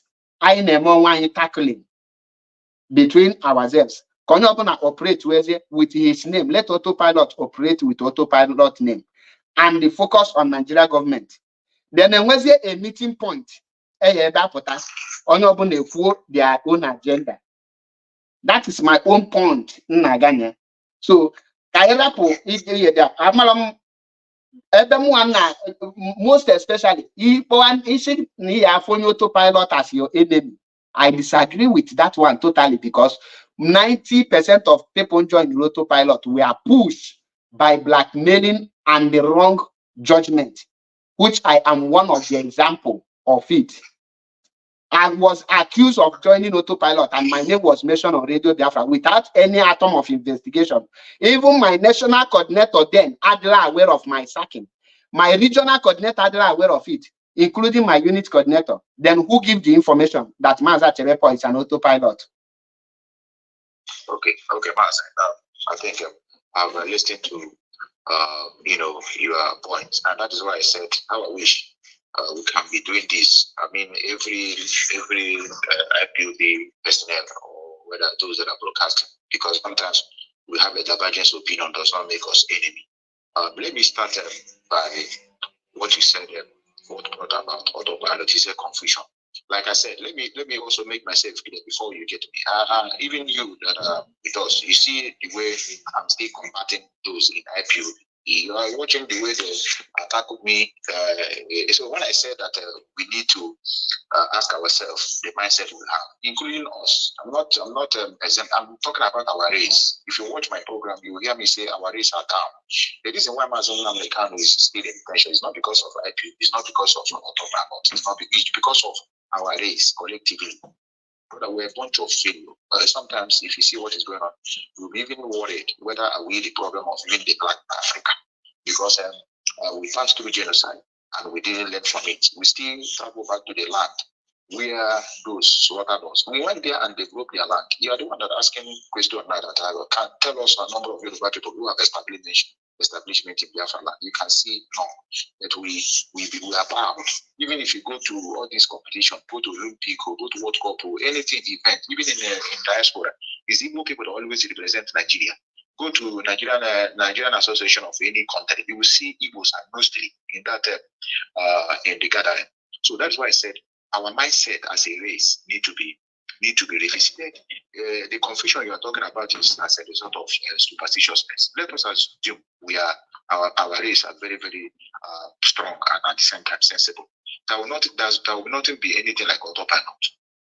There will be nothing like autopilot. The reason why we have autopilot is because people out of frustration and anger, some join. The people that were instrumented to form a group that will destabilize what we're doing. Dave Umar, he made it his utterances. He said, I'm going to create a parallel IPOB. He said it. And many of us have seen Simon in Igbo gathering, Igbo Discipline Association, where he condemned Mazin. That time me and you are still in IPOB. Simon was not an member of IPOB. That is what bothers me, how he was regrouped and come in without that brain that is missing in our people. Not knowing that, check the utterances of this person. When people now ask, where are you speaking? If you mess up, they're going to bring you what you have said, even when you are small. They have your document everywhere, so that when you are talking something, you go back and bring what you have said in 1930 something, that you are the one that made these utterances. The same thing they did to Trump. So we don't keep history, and we don't. We are not even standing on what we believe in. That is why I said we need to revisit ourselves. this guy came in and, you know, he even said in his way, I don't know whether you have said it in your oil that you don't allow anybody to who have their flag to come in their gathering. That's an atom of hatred. Yes, long time people have to say so. Autopilot that I said that I've said it in my platform. If I see them, I will agree them. I know the people that were deceived. Even me and you that is talking, I didn't is not how strong Methuselah is today. I would have formed my own group and started fighting the leadership. Because there's something that you see that is not going properly. Okay. You know, because of you are not strong enough, you can go out and start fighting. But this is not the solution, because if you also go out, create your own group, you are creating smaller groups. The only thing you will stay there and be fighting. I will be in IPOB. I'm not going anywhere. I'll be fighting the injustice that I've seen there. This is how I decided to take my own. Now, let me go to, you talk about joining autopilot. Whether you like it or not, there are some people that join autopilot to revenge, attack, or blackmail on them by the leadership and those in this movement. I want them to be justice. I want them to have the mind of their own. I don't blame them. I want them to measure. I want them to include leadership, and I include both in the zonal level, both in the regional level, both in the national level. The leadership. When I talk leadership, people when I join US can leadership. I'm talking generally. From unit coordinator, Bago. Exactly. So that let me make myself here, because I'm going to leadership and I as a look at it, I told you he's going to attack the leadership US. I said it. So but that's why I want to stress it out. But because they cannot endure it, they join their autopilot. The guys never fight their back. But I didn't like that. What is their motive of operation? Mas, whether we like it or not, we cannot have two captains in Washington. Are they possible? Okay, now let us come to the activities of autopilot that will want me to start talking about how to bring them together so that we can achieve Biafra. What is the meaning? What can you ask? Let me put it to you as a question. Since Mazen Namdekan has been detention, what is the achievement of this incessant sit at home? Sometimes 1 week, sometimes 5 days. I do ask. They told me that they use it to inflict pain on the Nigerian economy that is affecting them. And I want to ask you, what is the achievement of this thing at home? Just just to be honest to yourself. I wouldn't mind even if you say something that will give them credit. I don't care. I need sincerity. Tell me what is the benefit of sit at home since Mazinam become intellectual. Now, I'm going to ask that question because that question, Mazia with pure heart and straightforward. Yes. Now, and anything important, I will face the consequence because it's Yokubundo. And like you said, in a face reality. And I am that word, adopt, can face where reality. Now, the first Monday sit at home that was organized by IPOB leadership achieved result. That very one met a very good result. That is the protest ML on the 9th of August 2021 met a result of the purpose, which is number one. Kamalo Amazinam de Kana Kadendo Kongulang Obonojenzo Sipotia Kaifiana, which pressured Nigeria government into a property. Then, after that protest, Kanu Takano, before themselves, Kanu Takana cancel again. Now, and when the order and the counter order, the reason that the sit at home, Agilos and the Talos in Polo is because of order and the counter order. Believe it. Obu Nemelo order and the counter order now sit at home. With Monday sit at home, we will achieve a lot of results. Obuna, that is it at home. Nemelo Kanu Takano Anahe Akantia and Simon Epa step into it. Abiaze when they kwelo na ndị na-ekwelo. Any others in the Kagawa business, Ninka Molono, and was a misunderstanding. That is the reason Mpatana that Monday sit at home and Ametalompolo. So since I had 18 years here, I'm not talking about Monday. What my statement as an incessant 5 days, that, sometimes 1 week. No, that's 1 week. That's 1 week one. Mpolomita was zero. Onwelo value. The 5 days was zero. 2 days and Mpolomita. And well, the only thing Omebuno our people, where's there more hatred on the movement? That is the continuous all those one beyond negative or positive and the bad effect. Thank you very much. It also step by step. Now, in making them the result of all this claiming responsibility. The reason I guess such a thing so that when you're talking about unity with autopilot, you ask yourself, what are they doing? What have they done? What is their operation? Because as Mia is talking, whether we like it or not, you cannot have many captains inside the ship giving order.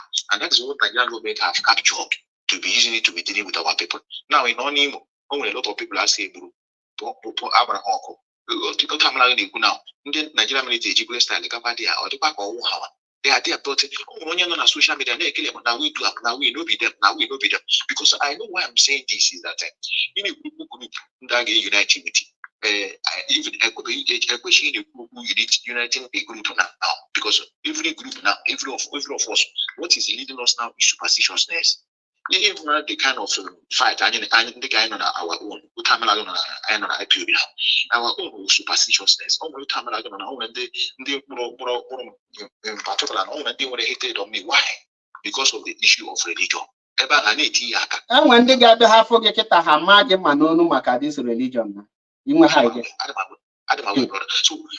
and when a lot of things I did it.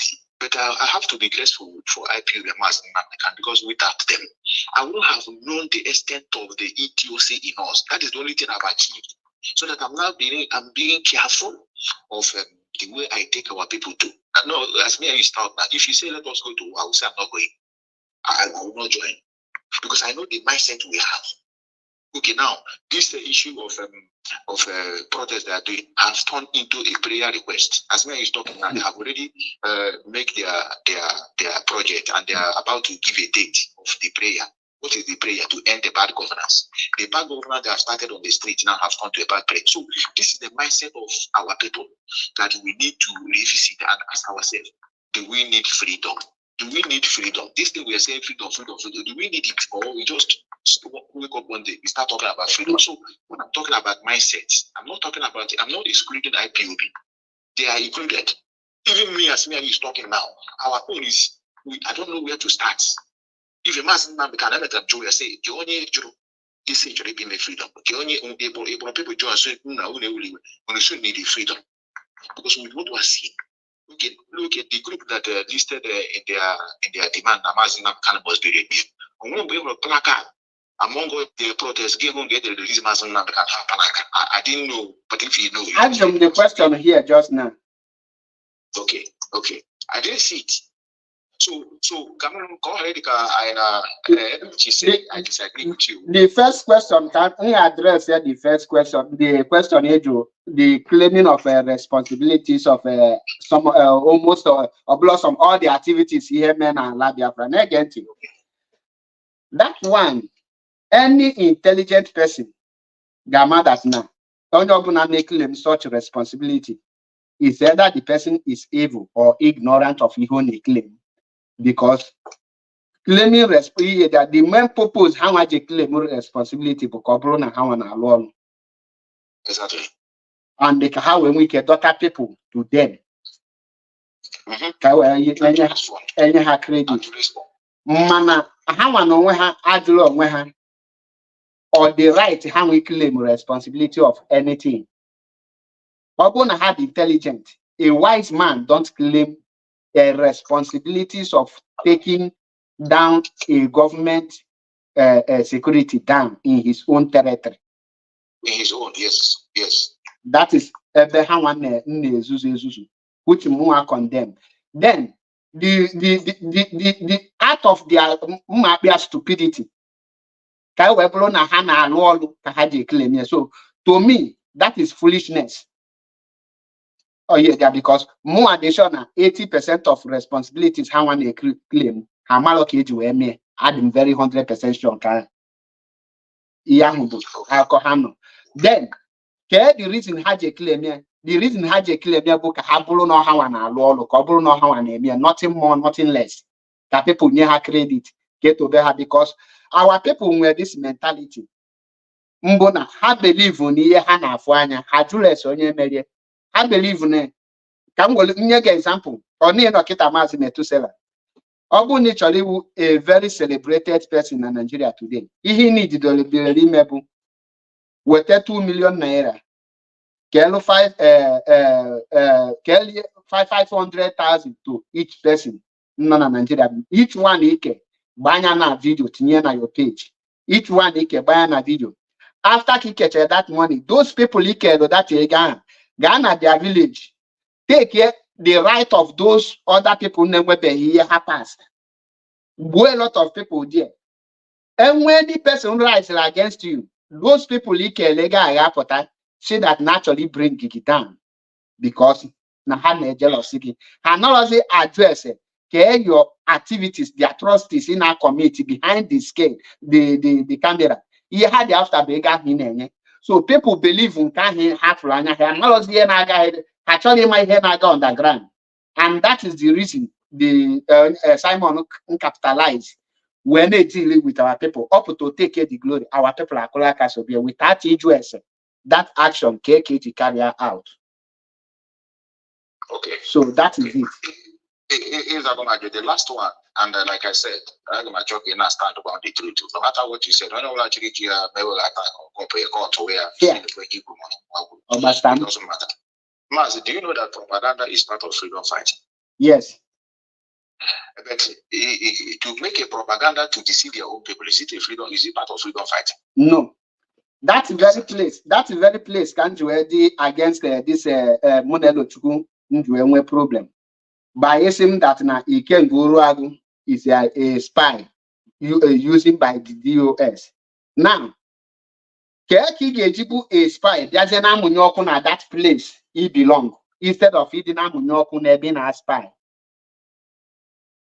You usually run a propaganda. You have to run a propaganda that will promote and protect that your Ebi belong and destroy your enemy. Obula runs a self-destruction propaganda.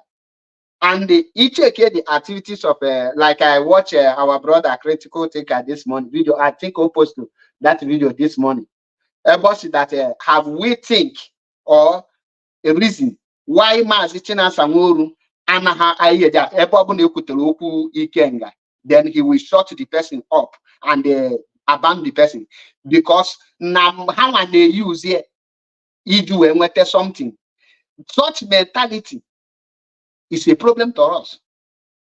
So it's like we shooting ourselves on the head, and the same mentality by everybody that Niken Guruagu is now a spy used by the DOS to extract information by to Nigerian army. Manamuna gina bo mana ihebo spy bona. Mazoki manambulo spy to you. Mdai spy, I will not allow people to know that I am an IPOB member. Mabonebo IPOB member. Now, could you be possible that now somebody is well known that Nonya Noah, my IPOB member, he gave you Zumia as a spy to go and extract information from another person, a well-known IPOB member. So, our people get in that thing. I watched some the video this morning. So that are propaganda in the cookie type. Propaganda against self, like blackmailing against from Simon Ekpa to DOS. It's a self-destruction. And before I go on that, will hear course from beginning. I hear Chetekwa Ebokuni Nabido from beginning. Back to my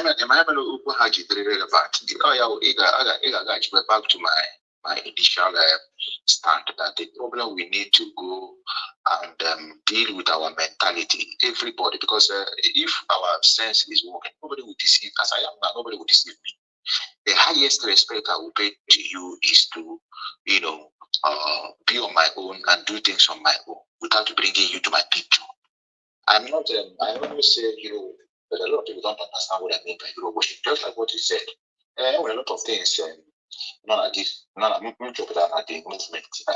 Sometimes we think we're doing it to protect the story. No, But we are creating stupidity among the individuals who may come in, because everybody is watching our steps to see what we have in stock, so that to promote and at the same time to increase the struggle itself. Just like what you said, like people trying to defend the abnormalities. You can't go been shouting of him, and I know a lot of people will tell you there's a reason why the leadership don't want to talk. People on the comment section are the one that will even teach you that you have to don't talk like that. There's a reason.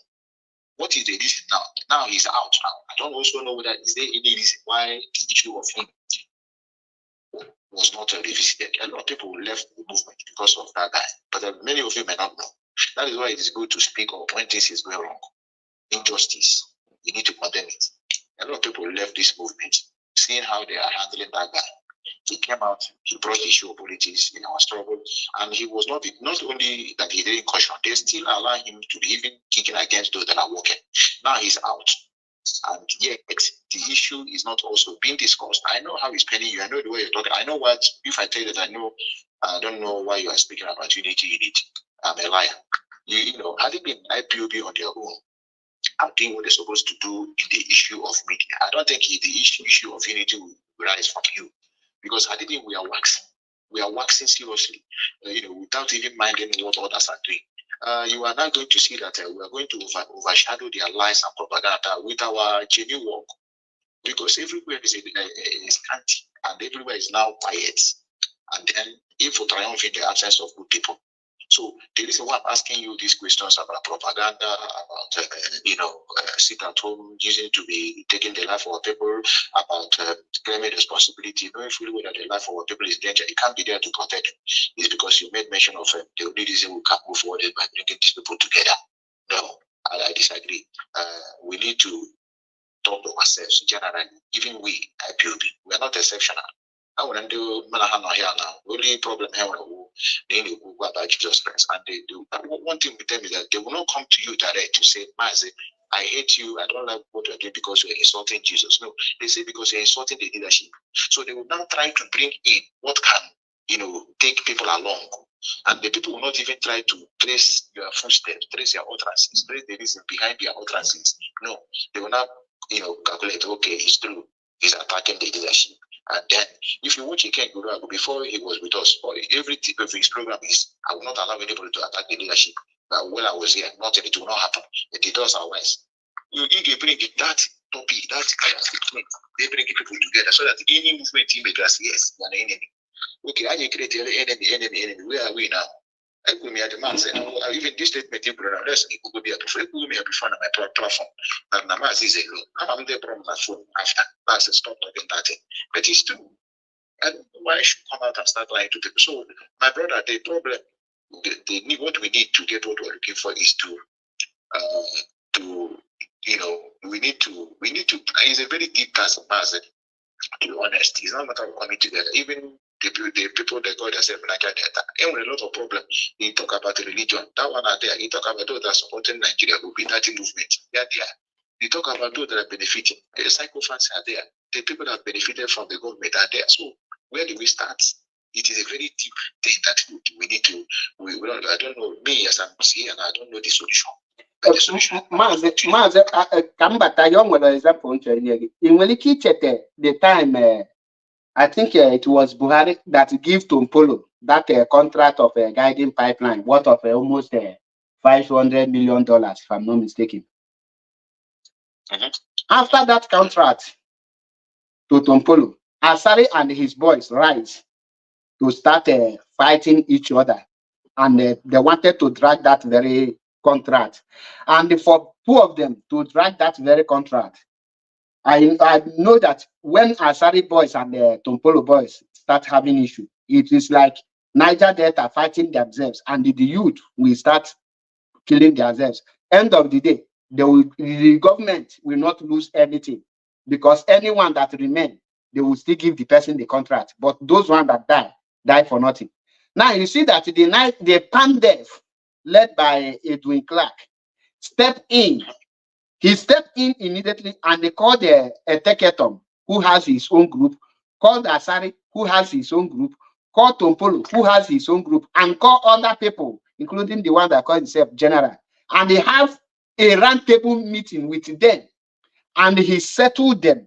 In that place, they made them to know that their target is the Igbos and the other people, not themselves. And they settled them. That was the reason Asari is running a military this thing today, military company, military whatever it's called company to all this assassination group only. Now, when I say peace, that peace was made and they come together, they're united. That does not mean that Asari boys have become Topolo boys. They still fight, they still have their group operate different, but they don't attack themselves. Now, when I say peace, I totally believe that but we need to unite by finding a way to stop fighting ourselves. By stopping that, that will enable us to know who the real enemies are. Because the enemies will not agree with that word, unite, and they stop attacking yourself. When the enemies, those the government are using to kill us, after we have made, when I say unite, I doesn't mean only this thing, autopilot. Because if Mazen Amdekan did not unite with the Biafra Zionist movement led by Barrister Onwuka, Barrister Onwuka is leading that movement. But when he was arrested and detained, are you aware that Mazen Amdekan sent Barrister Fanye Ejiofor for his release? I'm aware. Good. That is to tell you that he did not agree with Mazen Amdekan and he had his own group. But the unity is there. He is working on you. That was the reason Mazi to send Fanye Ejiofor, his own lawyer, to go for him. That is the kind of unity. Obuloka, everybody, but because I'm aware that now the people not deceive our people. Now he lulo madu 5. But the people how are deceived rule thousands, and we cannot fight that thousands without letting the and win that. That the only way we can get that thousands back is by bring unity, so that 5 people or more than 5 people that are real enemies will now bring themselves out. When they bring themselves out, happens here another hard deceive. Maze, I don't think you have studied our people. I think this is the reason why you're speaking like this. Maze, let me be honest. Like I said, I love unity. I to be honest, I'm a human being. I love unity. If I'm not, I don't love unity. I won't be united with my family.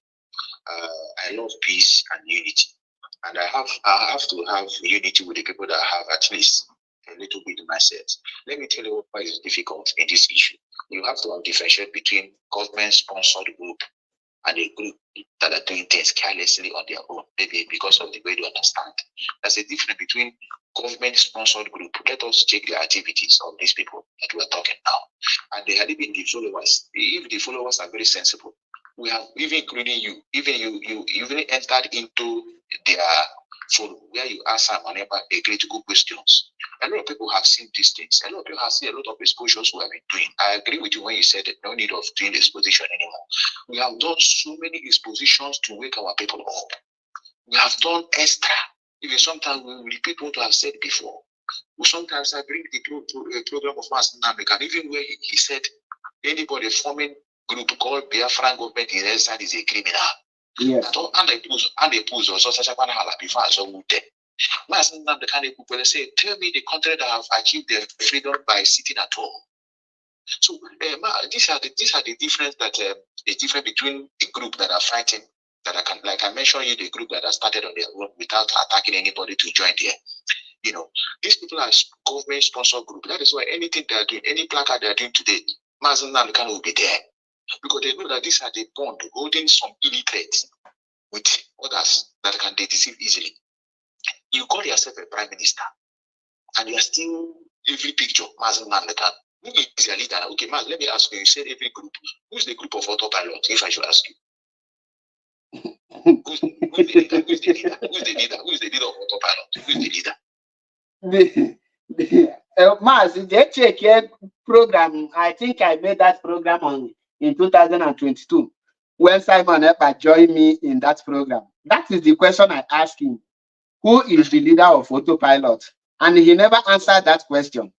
I'm telling you this now. You said let every group go and make peace. They will tell you that their leader is Mazen Namekan. Whether they like it or not, their own is also Mazen Namekan. You people are in the same group. That's what they tell you. So that is why I told you it is difficult to unite with such people with such mindset. They didn't come with a very clean heart. If they come with a clean heart, to be honest, we need to unite. I mean, at least I united with our fight was the brainwashed done to us by Westerners. But this one, they are on their own. Then when I told you so, okay, now let us as well unite. Now, for example, it's okay, let us unite. I unite. I will talk a lot. I'm going to go mother and a responsibility because what we are fighting is Biafra. So they are claiming the responsibility of what they did. Even though they did it, you must come out to claim it, knowing fully well that you cannot protect the life of your people. Can you now begin to see that there's no how you avoid being enmity with them because they are causing havoc in your own land with their reckless ideology and mode of operation. Okay, Master, can you go to this question now? Now, they are claiming that responsibilities and is bringing havoc to our people. What do you think that is a solution to stop that very things or to prevent all these things in Yemen and Biafra? Because our own, we are the one losing our young youth. Yes, I want many of you to listen, even those that are gonna from this my response, because I know a lot of people will be offended, but it's the reality. I have a group called Facing the Reality. Maz, to be honest, the capacity to stop them is not there. You know why? Even we have the capacity. I don't think we should be talking. Only time we are coming out to rant. We are ranting. We're coming out to, like what you just said. I want to expose this one. I want to expose this. I want to expose this. And I want to also tell you that they are not alone. They are sponsored. When I say sponsored, the people that are sponsoring them know the targets. So that is why when I travel back home, what I did was I stand up and I shed tears. I tell you, when I speak it, people don't understand me. To answer you correctly before I move forward, Maz, is hard to stop the infiltration. When you allow enemy to infiltrate your land, it is very difficult, and that is what our forefathers tried to prevent. The reason why they started marching to Oren when they were combating the Nigerian counterparts. They were moving. We hear that they crossed Oren, moving towards Lagos. They know why, because they don't want the fight to be fought in their land. And immediately they push them back as a result of saboteur. You see how they took over every species and that led to surrender. So when I travel back home, I saw Nigerian military. This one is not ordinary checkpoint. They build house there. There's houses there with a mud house, some with a plank. They are port. They are towel. They used to bath. They are living there. So this is something all of us need to be worried about. Those that have gone back home recently can testify what I'm talking. So the question you ask is very simple, because I know you should be wondering. Now we know that they are causing havoc to our people. What do we do on our own to stop them? So it is a very, very difficult situation we find ourselves in. And that is why the Mazen Khan was shouting that they know that they are beating me because they want their benefit from the security in our land. Release me here, because our people mentality is so dumb that they need Mazen Khan to speak before they can get their bread back. But me and you are not like that. We know what is good and what is bad. Even when Mazen Khan make a mistake, we tell him, Oga, with all due respect, please, sir, you ever hear Naga who's annoying? When they are like that, when they will yes member, they say we should go, let us go. So this is a lot of people that are full in this movement, that they need Mazen Khan to tell them that this guy is not working for his own, project before they will agree. That's why they'll tell you, I don't want, and the criminal defender, they know. That's why he said, Mazen Khan must be released, come to Finland to talk to him before he can stop what he's doing. Knowing full well is a very difficult task. And our people say, yes, it's true. Maz is true. We can only stop unless Mazen can't speak. Mazen can't find a court to go. When Nelly was there, they said Mazen was clone. That is mad. That is not what he's doing. So as God may have it, Mazen came out and speak. Sema said this in program that is not Mazen Khan. Is even me a little bit. I got confused. I have to go and bring that video and zoom it and begin to watch closely whether the mouth is going as it is speaking. So they are getting confusion. You fall. So that's why we never want to slack down. So, Mazi, without always working, Ajuga Hashiri, and when you have given assistance now, and don't hear the GC Mazina mechanic go on their state without coming out. Because the only way to stop our people have to revolt and say enough is enough. But they cannot because their brain are not normal. So you have to know about some military action. Okay, Mazi, now apart from that one now, Muna gina bomana enwe ndị bụ mbu egbe, their loyalty got to Mazi Nnamdi Kanu. Mana ha nwere issue with DOS, and ha na-eso this very young man now. And the reason ha ji esi upload ha mana Mazi pụta na ha ga-turn their loyalty to their allegiance to Mazi Nnamdi Kanu, or the necessary out of hatred anyị nwe ime aifu ebe ha nọ anyị kpọọ Nigerian army, knowing fully well that na Nigerian army lukwa there na ga-aslọta ha, or the advisable anyị nwa leak the hideout of such group to Nigerian army, because Nigerian army adịrọ interested in their agent. Ihe ha dị after na this is enemy, and these people will be the one that we protect this land in the future. Can you take her out? Or the advisable our own enemy. Aka our own another perceived enemy not there. Okay, thank you very much for your question. But before I answer that question, the activities of these people now, and as our brothers, have the activities taking the life of our people? I know, I mean, these people now, it's now work with the Mazi Nnamdi Kanu, but because of change as a hard drive on autopilot. I think this is what you said. Asking my question, this group, there the government in exile, there are some members who their allegiance not to Mazi Nnamdi Kanu, but now how will issue with the DOS. Because of that, they now joined government in exile. Maybe, I don't know if they know that what they are doing is against the people, or maybe they are doing it because so I was just alleging, what if they are there genuinely Nahana fighting for Biafra restoration, because that's what they were told, or the advisable I know why na fight for Biafra against the Nigeria government.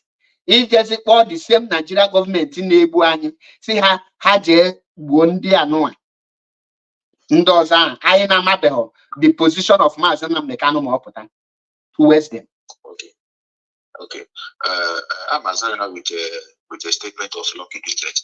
Lucky Dube is not every black man is a brother, not every white man is an enemy. When I travel back on Mars, I met our people in the Nigerian in Chile. And there's few of them one-on-one. Even though now things are gonna this movement, but they still stood their ground.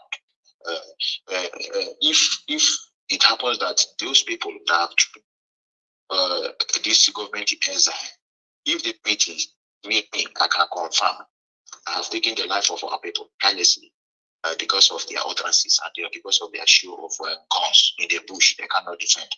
I personally, I will point at them that this is where they are, because they say the internal enemy is very, very dangerous. They are there with their movement, with their behavior, with their utterances. A lot of life have been lost. So those people that they lose their life is their own more important than them. And that is why I frown at every atom that take life in our land. Life. The same life Mazi Nnamdi Kanu is equal to the other life. So if you said you are making people to be slaughtering our people because each Mazi Nnamdi Kanu better. Mazi Nnamdi Kanu, it all should so I personally we point at them and see where they are, provided that what they are doing is bringing downfall to our land, bringing calamity in our land. I don't see them as my brother Mazi, to be honest. I see them the same way I see it. I prefer Fulani to serve than them, because at least I have fear already. I have to be careful when I stay with outsider. This one is insider. They are not doing anything per day. You will say that this is what they're doing. Even them, they have that one they call a gentle lion.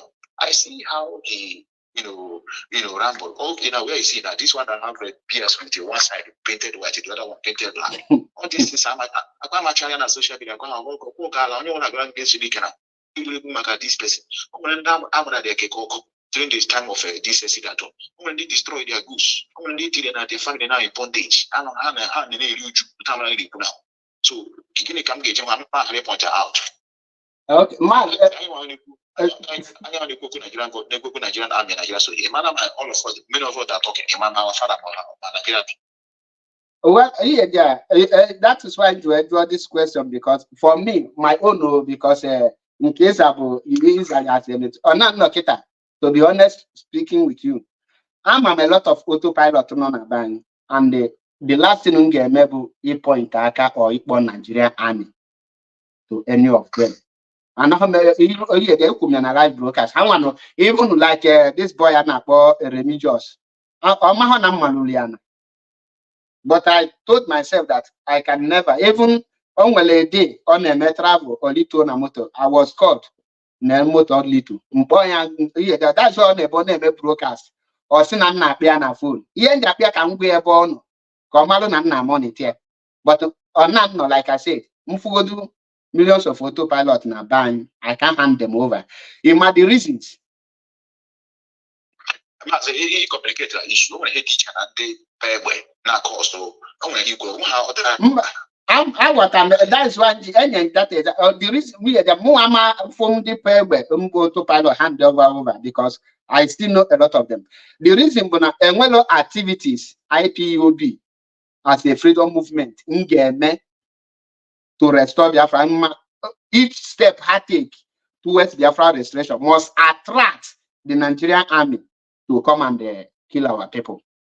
No matter how you try to prevent it, anything step you take must attract Nigerian army. If they are genuine, can't they do that activity without showing it on social media? That's the question.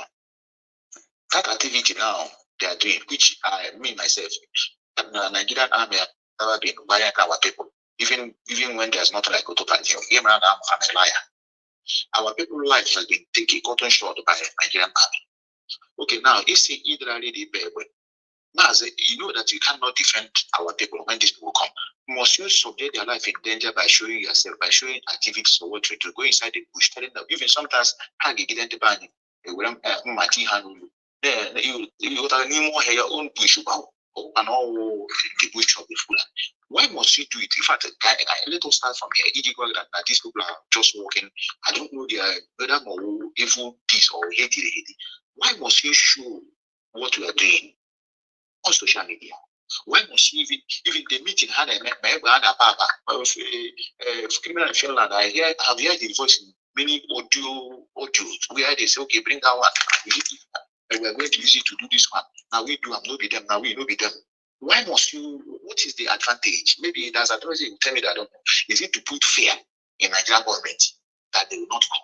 Or is it to make our people clap for you that you are working? Or is it to raise funds? So that the is money. Why must you do it on social media? Why? Before no act of stupidity and their ignorance. And well anything matter ever na katakit or one not the reason and they not the reason OJ show such thing na social media. In a fokita.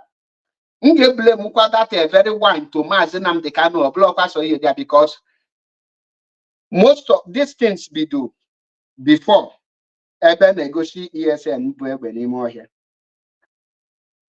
Even yes, and after kidnap the thing will continue. The thing continue. So if you don't make us say that you are going to contaminate our men by even ordinary call, exactly. Nobody should put those in diaspora.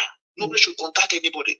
And you should infiltrate our men through and infiltrate our men through those processes. There is a lot of errors I want to make, and the malam kege correct here. And the more I such many of those errors, I'm as an attack. So can I close the issue of the auto invest, because I just wanted to play like or if man had defend on when Hana here reason far, then I have to position myself like them. Can we malo some answers? Because our people are not hard intelligent, because any person now fighting for freedom, the last thing he get maybe issue video of being or with the kind of BB, because on your open abonye in Ghana or malugo the capacity of RPG and everything about it, and that's your location. On here, you can easily be tracked and traced. Maybe after this program, I will send you one clip of one woman able to say Igbo had on even look at that in. And man, ever had no boy, every forensic research, every survey capture you that the point I know better thing. I'm at the point. So sometimes all these people from journalists had joined the military or whatever immigration and temporary security. Some of them are enlightened about the modern technology. I say, how come even sometimes he will pushing over electronic that mask. Yes. Okay. So the best thing, don't show yourself at all in what you are doing. Let what you do speak for you. You want to take the glory. And we're one of the gallant man, Muniana Bankata, or seem that no one no do us happy. No, ya no sekitable. Nando tunke hawa. First faces in do tunke and doza, and in do tunke and doza face and do tuka. And in our times, na haga never had a battle on her. Nigeria army, our wapuha. Our ear, and our pohan, about Hamine. About Nigeria army and a high dress. That is why you that is most of the peace in the who are for this year and social media. No, among our men on ground, because here and on social media, gonna get connected to the on ground. If their own how affect more than us on social media, or one idea. Because one now on no ground on a high day for Nigerian army, now high day for those swimming. There's a now high day for the same person nyanya kwesịrị ibu egbe na ọkọta ọnụ. Mana ọ bụrụ na enwe wee ya eji ọ bụgo na the peace eyi dị about ka asị onye ọbụla na ọrụ onwe ka hapụ isu imi, because mụ adị m 100% na maazị pụta the mgbe aka the men ihe ka e ga-eji wee select the real people, mgbe aka e ga-eji mandate dị against Biafra. Ikwuru okwu Pandef, ikwuru nwere ikwu okwu Pandef. Oh yeah, well, there were a lot of things that are wrong with our place. So that's why sometimes I need people organize them back the feeling and I okay. Then when I hate moving on organize indeed. Or to make sure there's a peace where there's division. But the fact is that now it's not what they're doing. That's something about our race generally is down. This is not the issue of like our race now, organizing our even how alone can settle this issue. How about a young man, instance you have formed your own. Mazin Namdekan, his own group is called Indigenous People of Biafra. You say your own is Biafra government. I want whatever you're doing now, let it be on your leader, which is the one in Finland. Don't bring another person. Not me antagonize whatever you want to do. Say you are raising funds because of the release of Mazin Namdekan.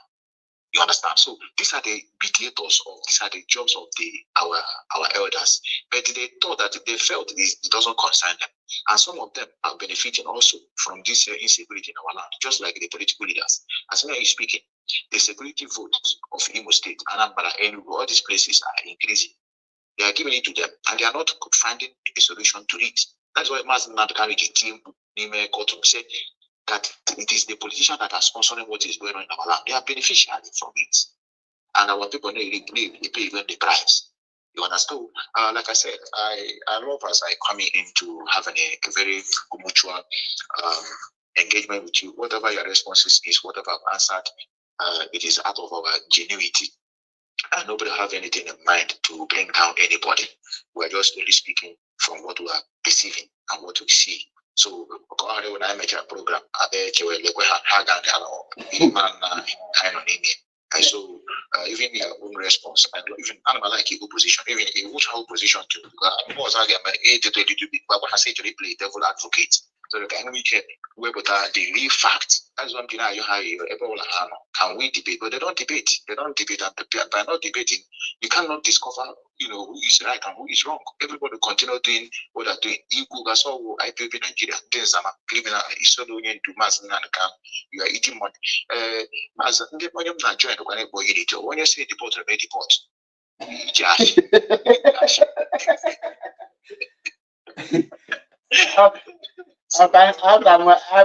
Buy deport again. They are not in Nigeria deport walking back to Austria. So more. People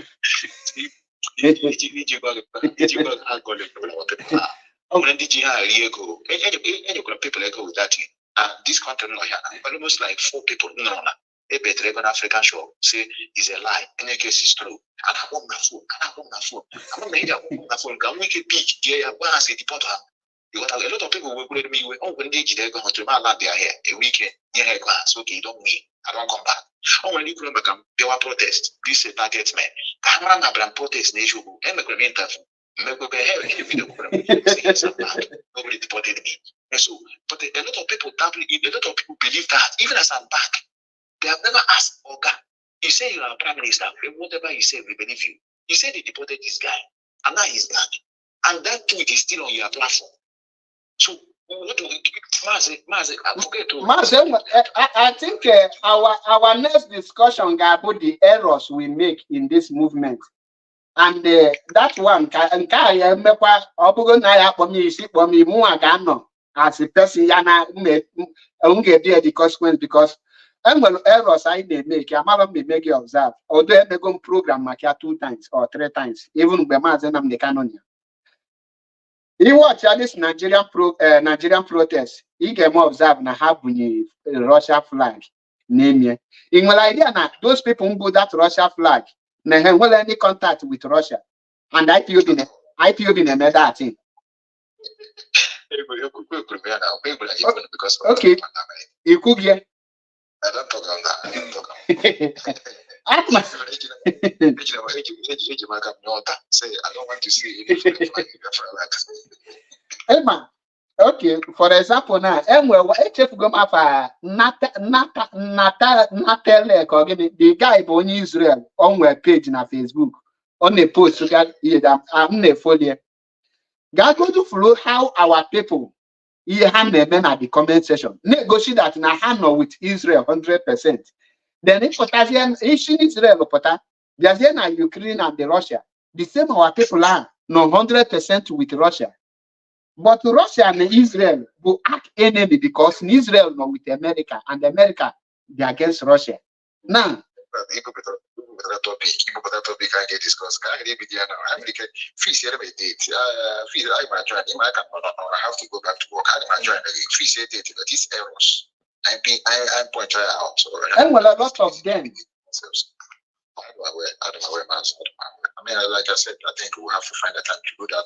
Whenever you are ready, let me know. I will be very, very glad to have a discussion with you. So just come make a gush, Yes, brother.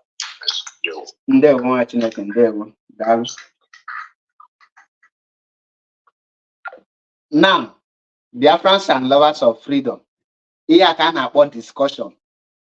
A man and basically come for a debate. When I change a debate, baby, I tell you, we put your own idea. You have your own opinion and how you reason. A debate, who will win. This person must win. Oh, this person win. But the reason many of you nada actual debate now, in where that mentality now, going for a debate, let me go and disgrace him and they win him. In well that mentality, you cannot debate. You cannot have a conversation. You cannot have interactive and interesting topic to treat. Because already let me go and disgrace my Zachepepon. Let me go and embarrass him. Then when a question that we any question so that people are in negative, let them learn from you. You will not be able to answer it because you are afraid of defeat. You now dodge the question. In anya ifo that na Mazi Methuselah zal all his question facing reality. Nothing like this and that. And not to come question. Nzanya. At fault, all her debate can get correct on when. Because ye are with spiritual argument. When you come with your own spiritual argument, what is spiritual argument? It has to do with a high level of intelligence. And the go see, because a lot of us are here with freedom fighting. A lot of us just join IPOB now. Many of you now can able hardcore Ibu IPOB Biafran flag native. Holy, holy, holy. Namde Kano is another city. Some of you think no, yeah, make hardcore. You don't question, you don't ask questions, you don't bring anything to the table. So I'm encouraging some of you media warrior. I'm going to watch this conversation. If for that, all guys whether your question is a question. Only educate boy. Only educate cha cha cha. That is what makes you intelligent, and that is what IPOB media is lacking currently. And the reason such thing lack in IPOB is because of one, jealousy, hatred, hypocrisy, and division. There is a lot of hypocrisy among us in IPOB. And the Mazi Methuselah with his own opinion. As a human being, and every of his ideology can believe. There is some, I disagree. For example, can you get example? Methuselah believe anything, never anything like Ogu. But more not here believe never anything like Ogu. But we are the same facing here. Let's go back to our root. If we no, mean that okay, because of Nametusina, any native daughter power. And some power, but handle on social media. And didn't have more and sigina. Only native daughter on social media. Bonyori. Only and meeting when no buy any native daughters be okay for all this fake native daughter. Joyce and when cases will one day guy will when you're not get one them ejimam no ya welu mma pianya no bazu mma hwenye no ku family eketeliana donye liru o malo that no bro ana na ebe ana egbu mma na asu mma ena egbu mma na asu mma.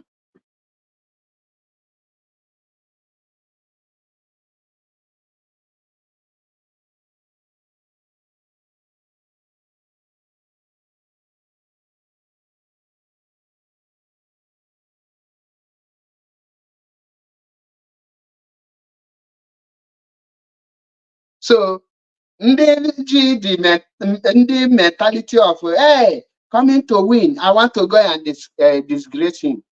Let me tell you, a discussion, debate. I mean, let me go and econ. Why can't you join? And when person naturally drop all your link, I drop from that link. We'll work it or we'll work it. Just a minute. And we'll eventually block from YouTube. Amala neba ada boy in my comment section. I call all of them. Okay, now my comment section can be put in there. They crazy, they mad, mumu, anumpama. God punish you. You then block wagi. Ah, Jena mande kenekwamgi. Nde wa chineke. Anachete maka niwe kalimahu. Iwe kalimahu. Like I said earlier, we need to unite to know who is the enemy. Without unity, to be honest. And the unity means join IPOB. Let the attacking each other stop. That is my stand. And I maintain it. Come rain, come sun. So, even if we have any reason of less peace reign in Igbo land, have a rethink I advise you to have a rethink, because the Fulanis, Fulanis are using divide and conquer, and we are seeing it that is affecting us, and they are using it against us. Are we going to keep it? We continue there.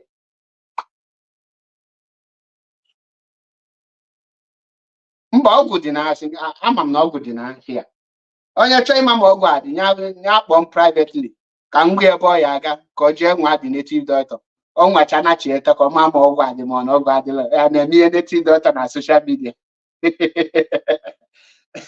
Even my brother Matthias Ezak, o believe on anything. I never know kata mfe ya bụ na asị onye dibịa ma na ya akọnwụ si ya bịa ka ya were ihe bịa na-achị ọchị. I believe in everything Matthias na-etichi, mana ọkwefu that area ọ na-asị na enwere ya akọnwụ ọgụ. Jekwana na my village ya ekwu onye a ga-akị ya nsị.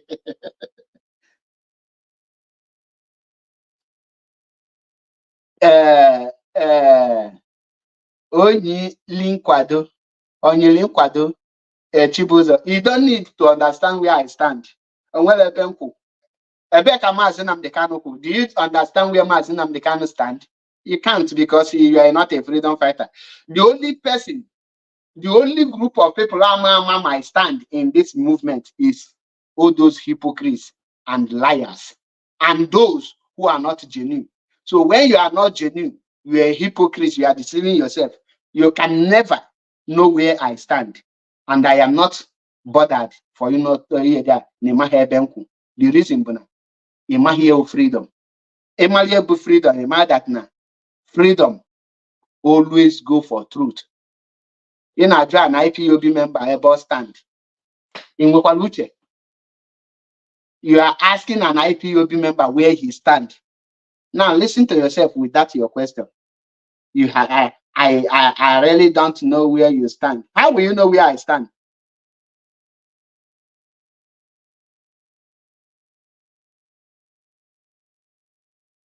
That is why so you never expect I do question to you makana onwere ike dị against me yaliza nke beziokwu. Okay, I want to be here enjoy your question or zamu or happy face with the reality or happy face the reality or zaba me other. Ntoya nchia niru na. Mama go here there. Okay, choka that is why it is a debate. Debate abụghị dị atụ asị. That check ndị niile na-aza afa. Nyawa na-aza facing the reality. Gịnị facing the reality? Facing the reality. Face the reality. Face the reality. So each I put a kind of go chacha to suit you. Okay. Each up at your man that you report. What do you think about Simon Eber and the claiming of all those nonsense on the claim can protect you and seek an intelligent person he claim responsibility of anything on him. If you get the policeman that was shot down in Abia State in a mid-one.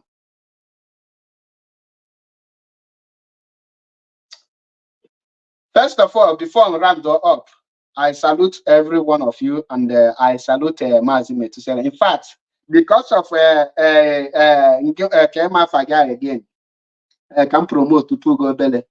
My brother Amalam Oni in Afaga self, Amalam yo self, you know.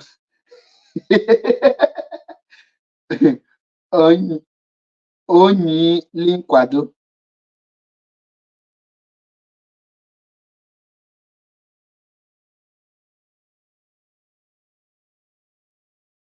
Yes, now Onyi linkwado, join us in our next program.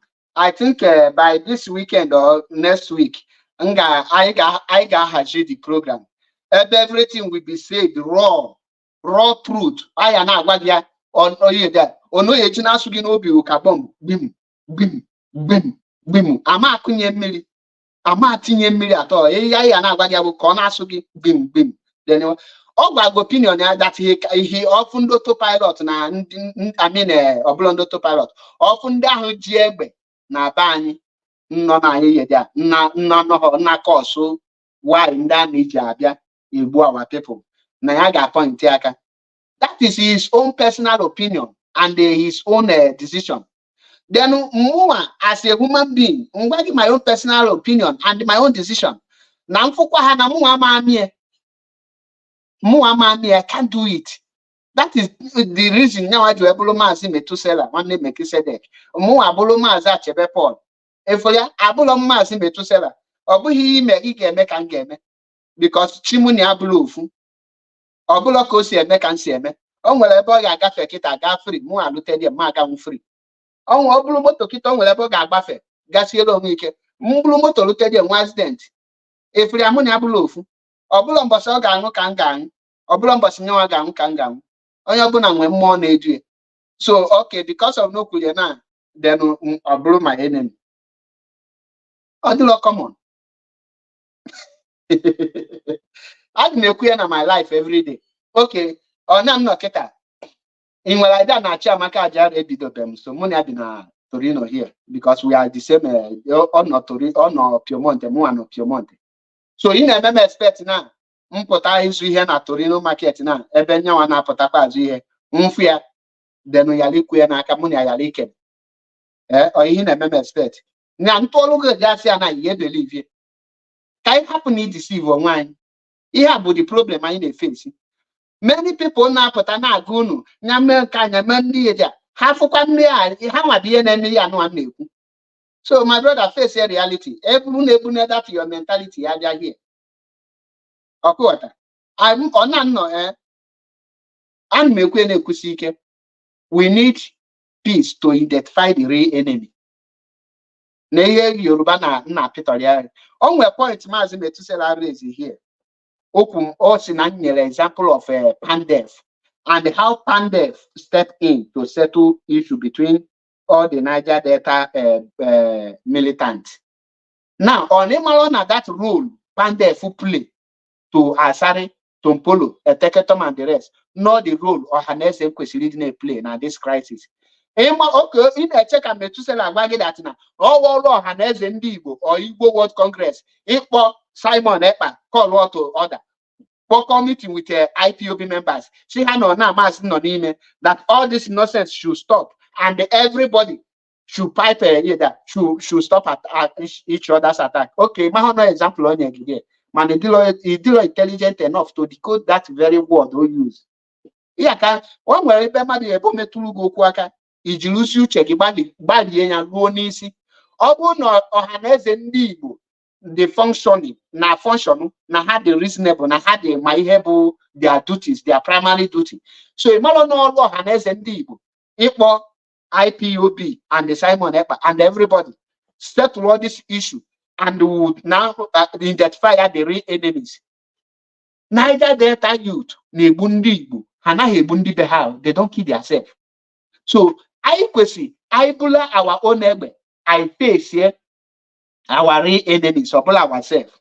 But because of the Muana made US initiate that very move of peace. And the Muana Simon the people who question made such move is a neutral body. Neutral body. Or how question made that move. But on not on our Igbo. Why na so the Igbo and the other Yoruba people and a hand of and when neutral person for crisis about her on a round table here be he go lack and on a buani.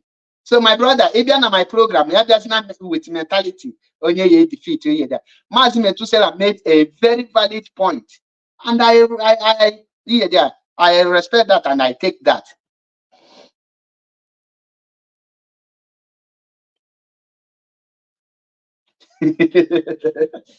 That is your opinion, Maazị Sochina. Now, individual different. Okay, Maazị Sochina, Baginaya stand with Metusela, which means Oga with the Metusela's point. It's a welcome development. That is his own opinion, and I don't need to vote. All then I just need to vote. majority I carry the vote. But that my own mind can get to also go to I will still have the right.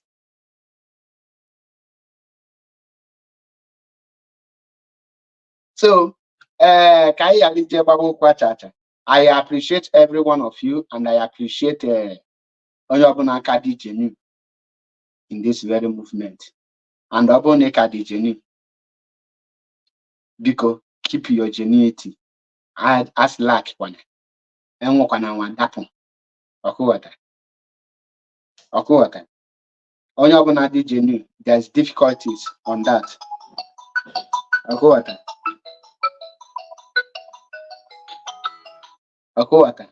So on this note, I salute every one of you, and I say, Mechuko Kikabiam, when you're putting me here, protect us. Igbo must go. Ndi Igbo should promote that very cause. Igbo must go. I want Igbos to go. And when you the promoters of Igbo must go, and we, the IPOB, we are fighting the same thing. So we need to protect those people. Igbo must go. They should be protected at all costs. They are doing a great job, and it's a welcome development. I love that, and that is another solution. Day one, I remember my humble self. MAP is Yokubundo. One. Yamalogima Ebabunino. Venezuela. Udo Chianimendo. Nki wish nya dialogue. Esomchi ekenekwam gi asade manwosu. I search you nnukwu nwanyị. Onyili kwado ekenekwam gi. Ọbata obie. Oke mmanwụ ka ebu nya malụ gị mma. Nwa nya malụ gị mma biko ọ na mapara afa gị biko gbayarụ. Mbọsị nta ịchụọ n'Owerre ya mala anyị niile mọntụ ya come your way again.